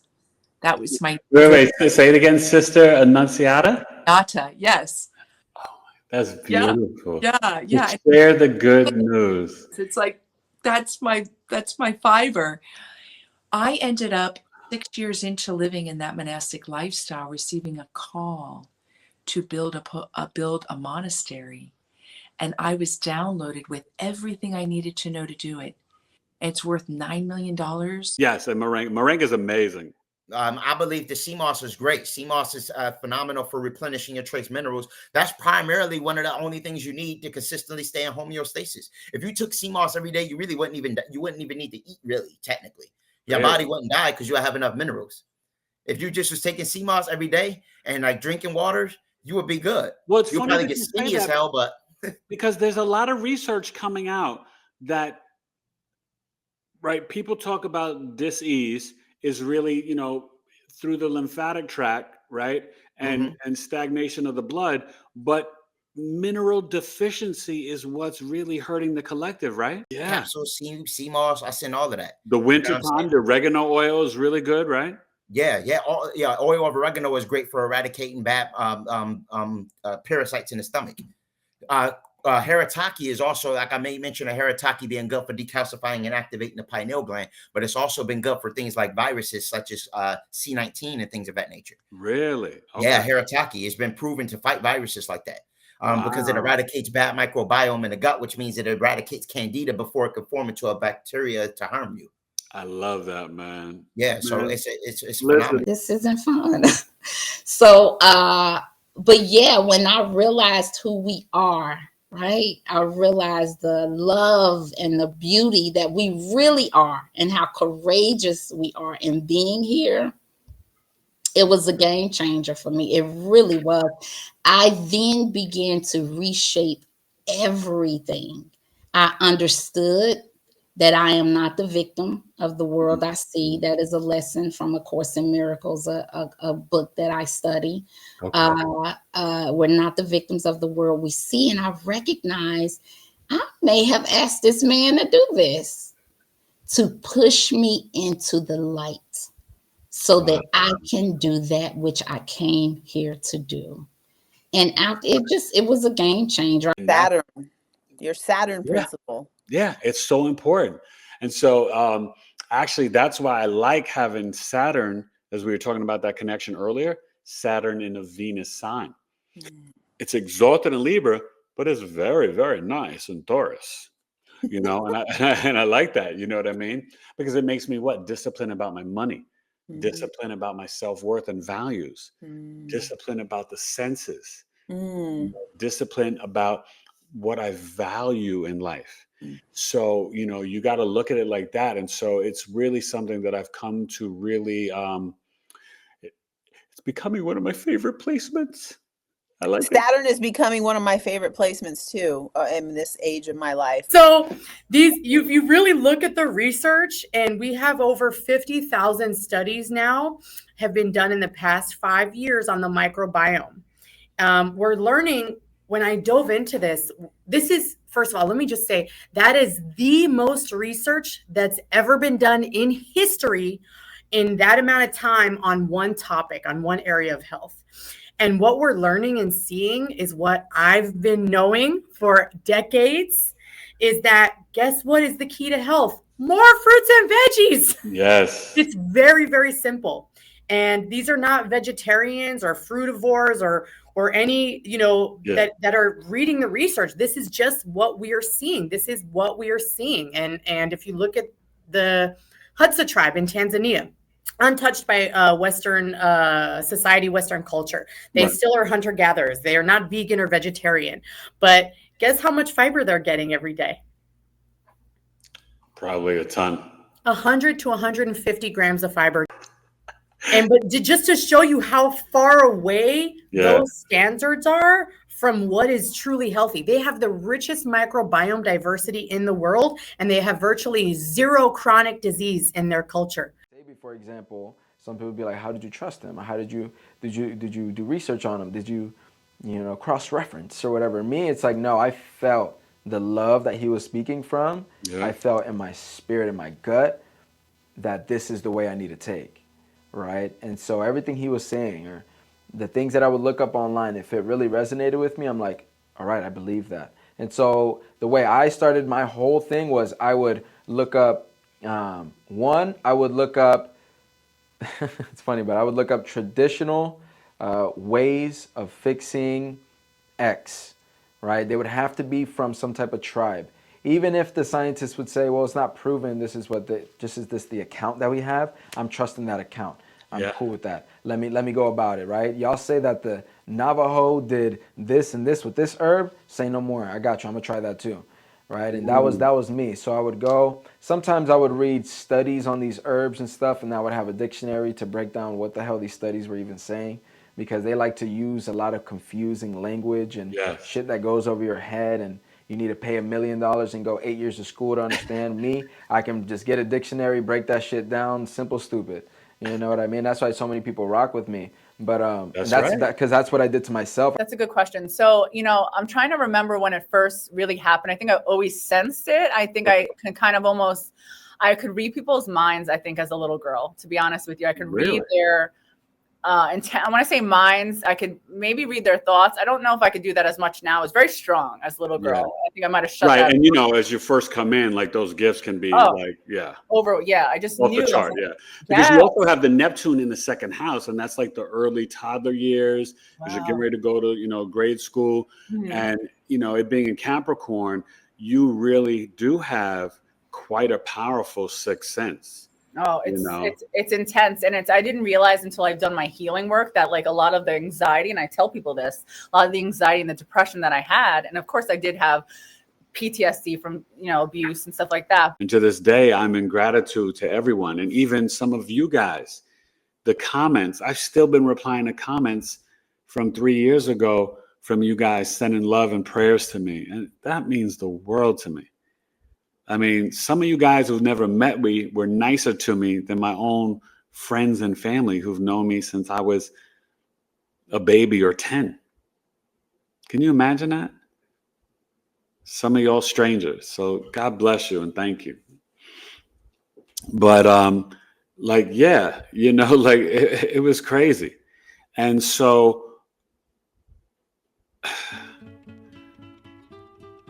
I know that this was not just battling Satan in spiritual warfare, but it was facing these fears and not flinching. I went through everything, but even with my wife, I told her, this is what wound up happening. She was basically going to divorce me, move to Atlanta with my older son, the 15-year-old who's an actor. Okay, so now back to Dr. Sebi, because there's one thing that he talks about, and I want to see how you implement it or your philosophy on it that I thought was so fascinating. Because I know he speaks so much about how important, not just the sea moss, because I like to put that in a smoothie, but iron, and how we're so deficient in iron. And then people think, if you take too much iron, you'll be constipated. But he really, broke down so much about iron. So what are your thoughts on the iron, and how do you use it, or how do you work with it, and share that with the audience? So my philosophy with the CMOS is, it's a powerhouse. Yeah. It's a powerhouse. However, I would not recommend it for people with hyperthyroidism. Or an already fast metabolism. If you're somebody with an already fast metabolism and you don't like it and you're trying to fix it, sea moss and sea vegetables really, that's something you kind of want to avoid. Okay. So people with just normal metabolisms, or even people with hypo who can't shed weight for their life, that's an amazing herb, or an amazing vegetable, whatever you want to consider it. Yeah. As far as the iron, I don't follow the philosophy of iron or even individual minerals. I follow the philosophy of organs and organ health. So when we talk about iron, he's right, because iron feeds what? Iron feeds the liver, iron feeds the blood. You know what I mean? And so it's funny because a lot of people will argue online nowadays, right? It's not that, it's this. And it's the same exact shit. You know what I mean? Like religions, like all religions, I pretty much sum them up. Like, it's not God, it's Allah. It's the same shit. You know what I mean? And so I don't understand the terminology he uses when it comes to iron fluoride, iron, whatever. I just go after the organ health. All right, what's the organ responsible for you to maintain a good life?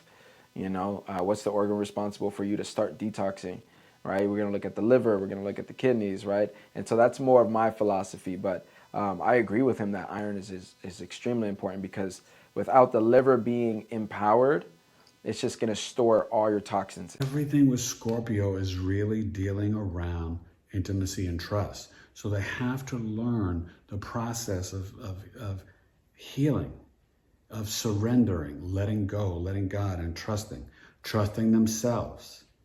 They can get very depressed too.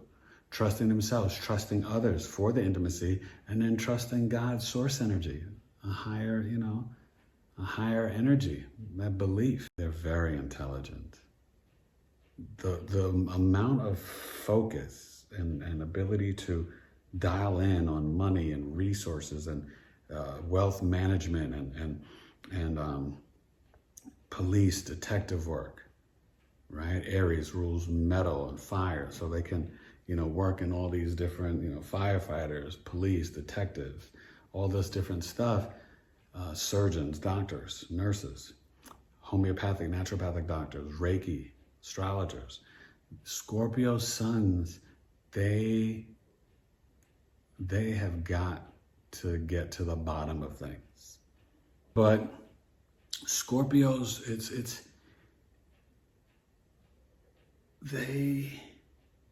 when they're in their highest vibration and secure, they don't have time for revenge. You're just dead. You're just literally dead to them. What are you thinking about that Venus retrograde from Aries to Pisces? And when does it begin again? Venus retrograde, it's in March. So March 1st, Venus stations retrograde in Aries and stays in Aries until March 27th, and then re-enters Pisces. And then when she re-enters Pisces, we get Mercury conjunct the Neptune in Pisces, and then Venus and Mercury both in Pisces there. So wow. Yeah, it's going to be interesting. Mercury enters Aries on March 3rd. So initially when Venus stations retrograde in Aries, there's this crisscross. And so, I mean, what we're really going to be seeing a lot of is Mercury-Venus interactions, because we're going to have a lot of conjunctions and different signs and mega stelliums and all of that. So I think the language of love is going to be really, but it will be interesting, because that Aries Pisces energy is very different. Different, yeah. Yeah, and so it's probably going to be a bit of a push pull in relationships, in the sense of like initiating things, but then it's not time yet, and that goes along with the North Node in Pisces too. I mean, Virgo's South Node, very linear time oriented. What's the 5-year plan? What time is your appointment? All of that. Pisces North Node's kind of like, yeah, we're talking about divine timing. Like you may have your idea of when something is supposed to occur, but it's going to occur in like a magical synchronicity storm of, divine choosing, not your own. And so I feel like that's probably going to play out with relationships as well. Laura, it sounds like you were just listening to conversations between my wife and I in the house. I'm always like, well, what time is the appointment? We got to get there on time. And don't worry. Da, da, da, da. The Pisces Virgo, like we live that life all the time. So it's really kind of funny. I was just like, wait a minute, has Laura got a camera in our home? It's a real thing. And, I'm proud of myself, right? Every once in a while, I got to give myself a compliment. I'm definitely a recovering Virgo anxiety, stress, like time, this and that. Like I've gotten way better. Would you agree? You definitely have. Thank you. Like she's the real deal. Like, you know what I mean? So, so hence this is our third show together, which is just so awesome.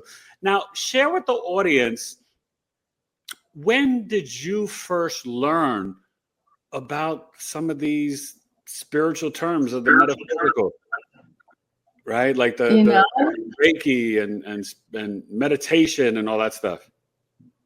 Yeah, it started, can you believe it, almost 10 years ago. Spirituality, I know. spirituality had been around for like a really long time for me. My mom had books on astrology around the house. And so I had been introduced to that, but I didn't really like get super into it until about maybe 10 years ago. I experienced my first Reiki session, and I feel that was the catalyst that really just shifted a lot for me. And I didn't go directly into Reiki. I actually started with yoga. And so became a yoga teacher, and then through my own yoga practice and working with clients, I remember one of my clients being like, as I was guiding her into like a pose, like, "Are you doing Reiki right now?" And I was like, no. She's like, "I'm pretty sure that's what you're doing." So I was like, okay, like maybe this is something I need to study.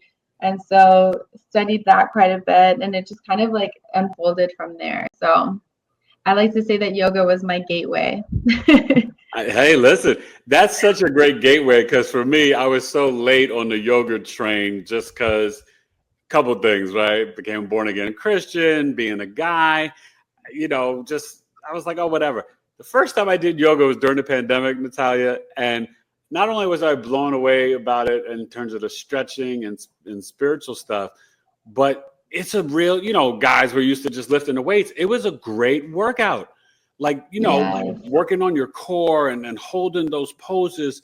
Oh my God. I mean, we were doing that during the pandemic, and I was like, oh wow, I feel strong like bull. Like I feel good. So Natalia is the amazing Libra rising, the Aries sun in the 7th house with I think like Mercury and Venus, and that Aquarius moon in the 5th house. So tell me more about, like, because I feel, right, I guess we want to segue into it, but growing up, you have Uranus and Neptune and Saturn and Capricorn in the 4th house, and your mom had these spiritual books. Did you have like spiritual experiences? Did you see like any shadows or elementals or ghosts or aliens growing up? What were your experiences? Yeah, I definitely saw spirits, ghosts as a kid. Wow. Inflammation went down on me. All of a sudden, I realized I woke up and I was in a fantastic mood and ready for the day. Even in my life, and it really sometimes feels that way, just bombs going off all over the place.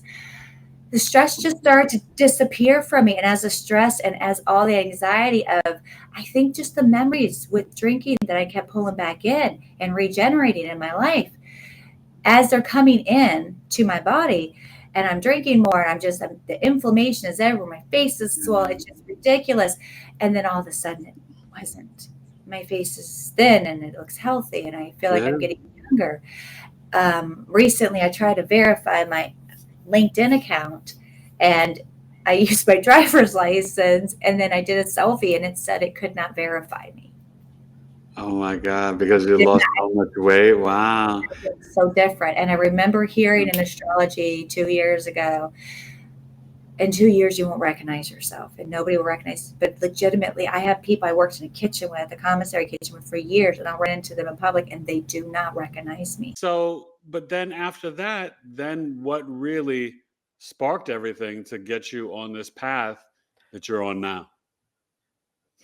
I would say, at first when we start on the path, generally for most people, we get into the talk therapy. And that was how I first really got on the path. But then I read it was actually the book, The Celestian Prophecy.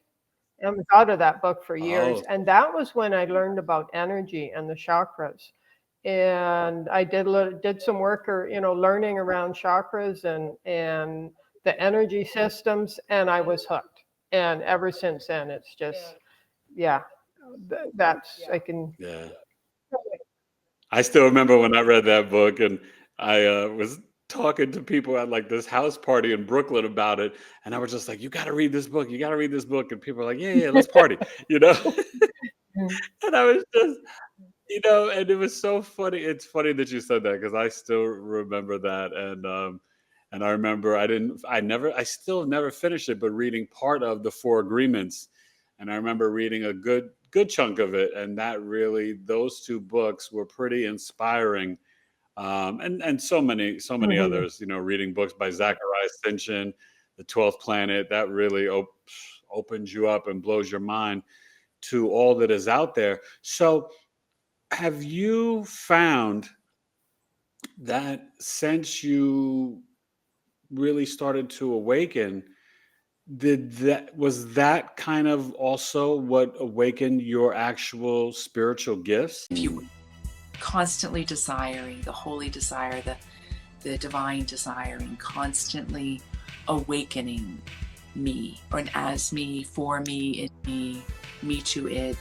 And so it answers that question. And it's very playful. That first book is like a little honeymoon. It's like a very light, it gives you all the little lessons in fear, little times I was afraid, and then a grace came. And it's beautiful, but it's very relatable. I did not include my more notable mystical experiences because I didn't want to share stories that left people feeling like they wanted that, or I'm something different than them. So I used all stories that were very relatable. Okay. Yeah. But over time, I've realized I need to actually communicate those stories as well because they're very beautiful. The second book is a book of some of my... So I'm really fascinated to find out how you view, because, for right now, there's this weird phase and craze, and I tend to see it more with my European Caucasian friends compared to the melanated people, but plenty of us melanated people still love to eat the meat. So what do you think it is with this whole carnivore movement? And I know reality is with dairy and the meat, it creates a lot of inflammation and mucus in the body. So how do you explain to somebody, even if they are of European descent, because they think and they're feeling so much better when they're over or consuming like so much? Because I know that the beef, the meat in general can take 2 to 4 days to really digest. So where do you stand on that, your philosophy? And, I'm not in the business of judging and telling people what to eat, but just in terms of the facts with the health, what are you seeing, and what are your philosophies on that? Thanks for that question, man. Because I think about it. Sometimes whenever I see it, it's become a fad with the European side. How would you break that down? Like, do you know what I mean? I think it just comes down to relatability. Ultimately, Libra just wants to feel the wholeness between two people, and so I think if the Libra is making the conversation about themselves, is because they're trying to reach for the way in which they relate to the story. But sometimes I feel like it's one of the biggest lessons as a Libra is just saying like, oh, I don't really understand that, or like I can't relate, but I understand enough. Like, that was a huge thing for me to learn. You're worth fighting for. So your purpose, your mission on this earth is worth fighting for. It's worth standing up. It's worth walking away from things, enduring things, taking things head on, because you do have a purpose, you do have a mission, and you are here to fulfill it. So I like that. So you're worth fighting for. Yeah. And I think that's interesting, because when I think of the Libra South Node, sometimes people can feel like they're karmically or spiritually attached to someone and they're stuck there and they have to accept less than, or something that's way out of whack and balance, something that's not bringing them harmony and peace.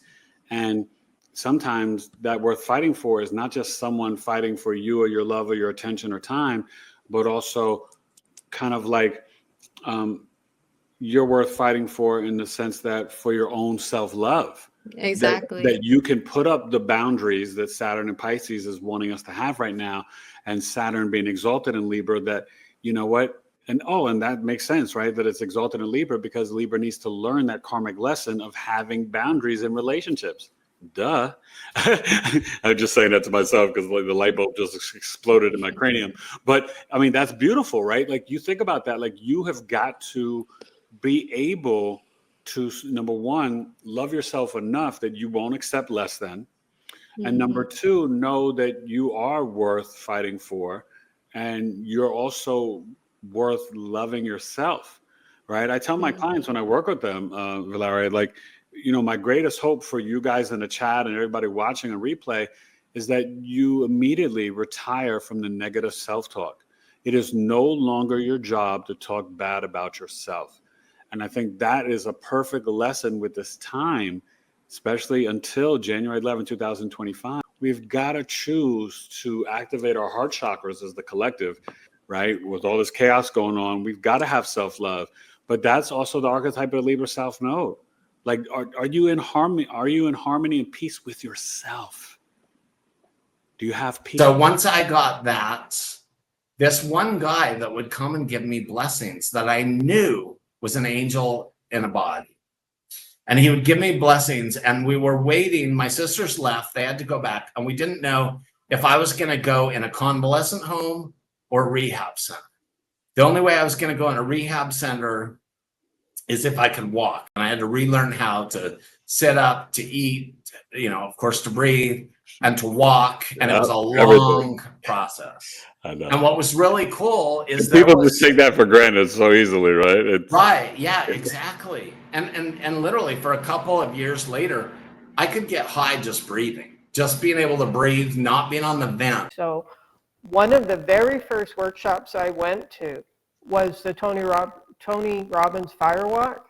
And I remember saying a month before I went to the Fire Walk, I'm just going to go to see, what it's like. I'm not actually going to walk on fire. Well, I was one of the first to walk on fire. And that was...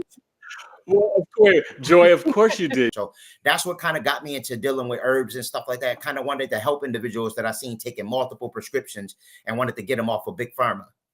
I love that. And, that is so...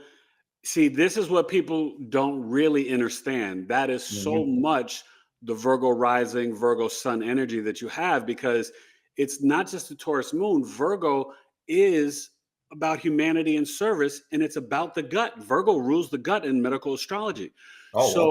That's like, for you, like, boom, you just broke that all down. It's a pill that literally would increase your intelligence. All right. Now, mushrooms some say now when we dabble into the psilocybin or entheogens, some say that extraterrestrials actually introduced them to being in Libra season, right? Libra the scales. Who are these amazing people? Well, it's a cardinal earth sign that initiates right now where we're at autumn, right? It's ruled by Venus, associated with the 7th house. This cardinal air sign is about peace, harmony, balance, justice. And so I started writing songs, and he started to help me produce them. So I would be like, well, I also rap and write songs. And then people would be like, oh, whatever, like, then do it right now. And that's the beautiful thing about hip hop. You need nothing.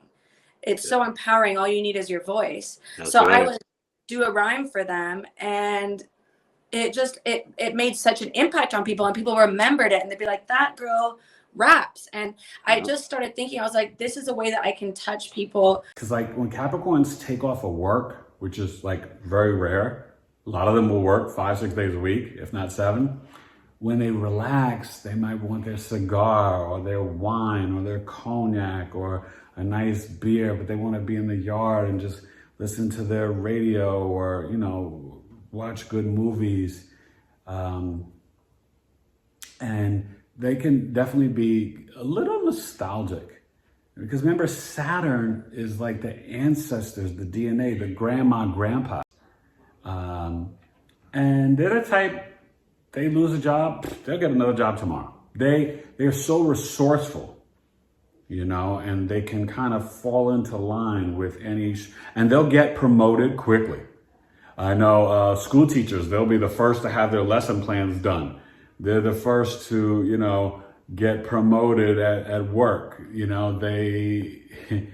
They work extra hours, after hours. A lot of that stuff with Capricorn the goat, But I will say something about the Capricorn energy, you guys, and a lot of you guys who have it, whether it's Sun, Moon, or Rising, everywhere, Anjani, Capricorn has the Benjamin Button effect. They start off very serious, restricted, and mature, but as they age, they get more youthful. Interesting. So I noticed that with Capricorn Sun, Moon, Risings. I got Capricorn Rising kids. I'm a Cap Moon. I've got cousins who are Capricorn Suns, and I've seen my my cousins are like 59 and about to be 57, and they're becoming like youthful again. You know what I mean? And my Capricorn moon, how I process emotions now compared to 25 to 35-year-old Eric. Oh my God, I've come such a long way. I am so much better. And I know how to compartmentalize, but I know how to not over emotionally react or under. Like, I feel like now I'm at a place where I can integrate it. And like my Capricorn moon has really gotten better over time. So I encourage all my clients and friends and people with any Capricorn placements, after 40, Capricorn placements get so much better.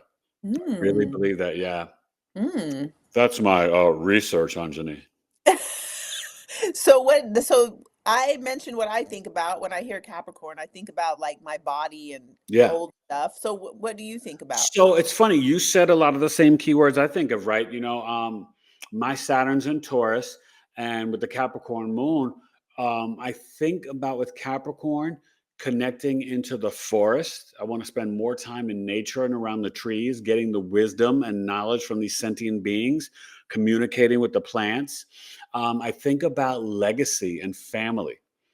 I think about the discipline that has gotten me to every aspect of my life. I preach it to my children. I tell, my boys all the time, I was like, men who have no discipline, they have a place, to contain them, and it's called prison. Like, as a man, if you don't have discipline, you're going to be broke, homeless, or in jail. So, or just a hot mess. So for me, discipline is the backbone to every aspect of my life. I had to have it. I joked, right? When I was a professional actor, nobody was going to give me anything. I had to hustle. I was my own pimp and my own hoe, right? I had to go to the casting directors and get the auditions. I had to send out the pictures, headshots, and resumes. I was hustling. This is before technology when you could just click a button and send everything over the internet. No, I had to go to offices. I had to go to post office. All the ladies in New York at my local post office, they're like, "Hey, baby, what you auditioning for now?" And they loved me. Like, "Oh, I saw you last night on New York on the cover. Oh, you look so good next to Ice-T." Or when I was on Sopranos or Oz, the dark web. Yeah. Dark web, like black market, like almost like stock markets going on that are funding these human trafficking operations through just the simple systems of crypto and of blockchain. So it's like exactly like you're saying, how would they trick us to make us think, like, give us the false light illumination of freedom? Well, underneath, it's just been created in that dark architecture that's been holding us captive for so long. And so people don't realize, like, oh, well, it's doing these positive things. These things are happening and all of this. And it's like, well, all of that energy is being created from a system that wants to eat that energy and wants to then consume other beings' energies. And so it's going to keep us at a limitation no matter how much positivity it can seem to get us. We're going to hit a limitation point, and it's going to be a finite system that will digress us back into these states that we've been trying to get away from. To bring all your awareness, all your attention, everything you've got to the center of your personal universe, the heart center. The center of your personal universe, where there is only one substance, one frequency, and that is pure love. Always, always, always emanating from that center. Sagittarius is about adventure, flight, traveling to foreign lands. The sun, at home in Leo, exalted in Aries, finds its planetary joy in the 9th house, the house of Sagittarius, right? So Sagittarius is really about wisdom and beliefs, fortune, luck, philosophy, zooming out, right? Seeing the big picture in life. It's very optimistic, philosophical, blunt. You ask a Sagittarius, do I look good in this shirt? They were like, nah. Yeah, you look great. But these are all associated with the Pisces archetype. The North Node is saying, hey, when you get more in your spiritual practice and discipline, you will reap the benefits. But as I've been telling people and been preaching since Saturn has been in Pisces the last 2.5 years, no days off, Lloyd. You need to have some sort of spiritual practice. I don't care if you're just on your knees in your prayer closet. You could do breath work. You can meditate. You could hike. You could do grounding and earthing. You could do stretching, yoga, or just laying still in your bed, or listening to, guided meditations on YouTube, or holding your crystals. You want to do something 15 to 30 minutes a day or more if you can. But I always tell people, take a small bite size. It's better to do 3 to 5 minutes every day than to do nothing. And you know what I mean? So I don't like to overwhelm people. Just do something. It in stages, increments. Yes. Build up your spiritual muscles. Yes, Lord. Little by little. Amen. Question. Now, when should people start? As of January the 1st through the year, or wait until? Listen, my hope is that they do something tonight after they finish watching us. Okay. They could start at 8:30 p.m. At the stellium. And Uranus speaks to flight, right? But we'll get into how it affects you in terms of spirituality and dreams and your download you receive. But in terms of the conversation of the Father, that is a lineup where all that you've described, it's in the chart. So that's really powerful because, it's like, and then you would get these messages, you know what I mean? And, what's my cousin, hold on. So my cousin, I said to him, I was like telling him this about my dad, and he's like, because he's a pilot too. He works for a commercial airline right now. It's like a family thing, the pilot thing. And he goes, what airline did your dad work for? World Airways? Oh yeah, he was definitely doing that shit. I was like, oh, all right, thank you. Oh, God.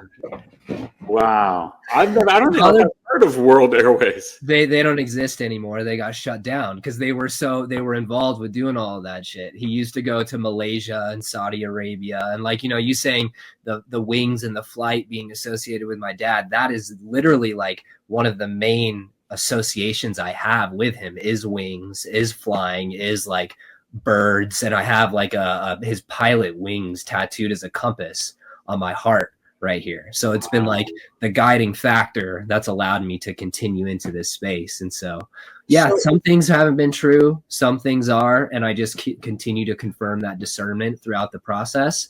And it allows me to reflect on the previous confirmation and discernment on different things that are coming up and seeing how that feeling relates and corresponds. And so it's just still that intuitive process of connecting it and really feeling and embracing the knowing around the process and the intuition that I am picking up and the things that I'm finding out. So that's a lot and can be extremely traumatic. Do you find that the level of forgiveness and forgiving, if you have forgiven, is that helping you to receive the downloads more and to integrate it into comprehension and understanding for yourself? That's the only way I would have been able to get to where I am now. The only possible way is if forgiveness wasn't the baseline goal throughout all of it. It was like forgiveness is the main goal. Once I get anchored into that forgiveness, then I'll be able to confront Nancy, which I have, and then start speaking on all of this.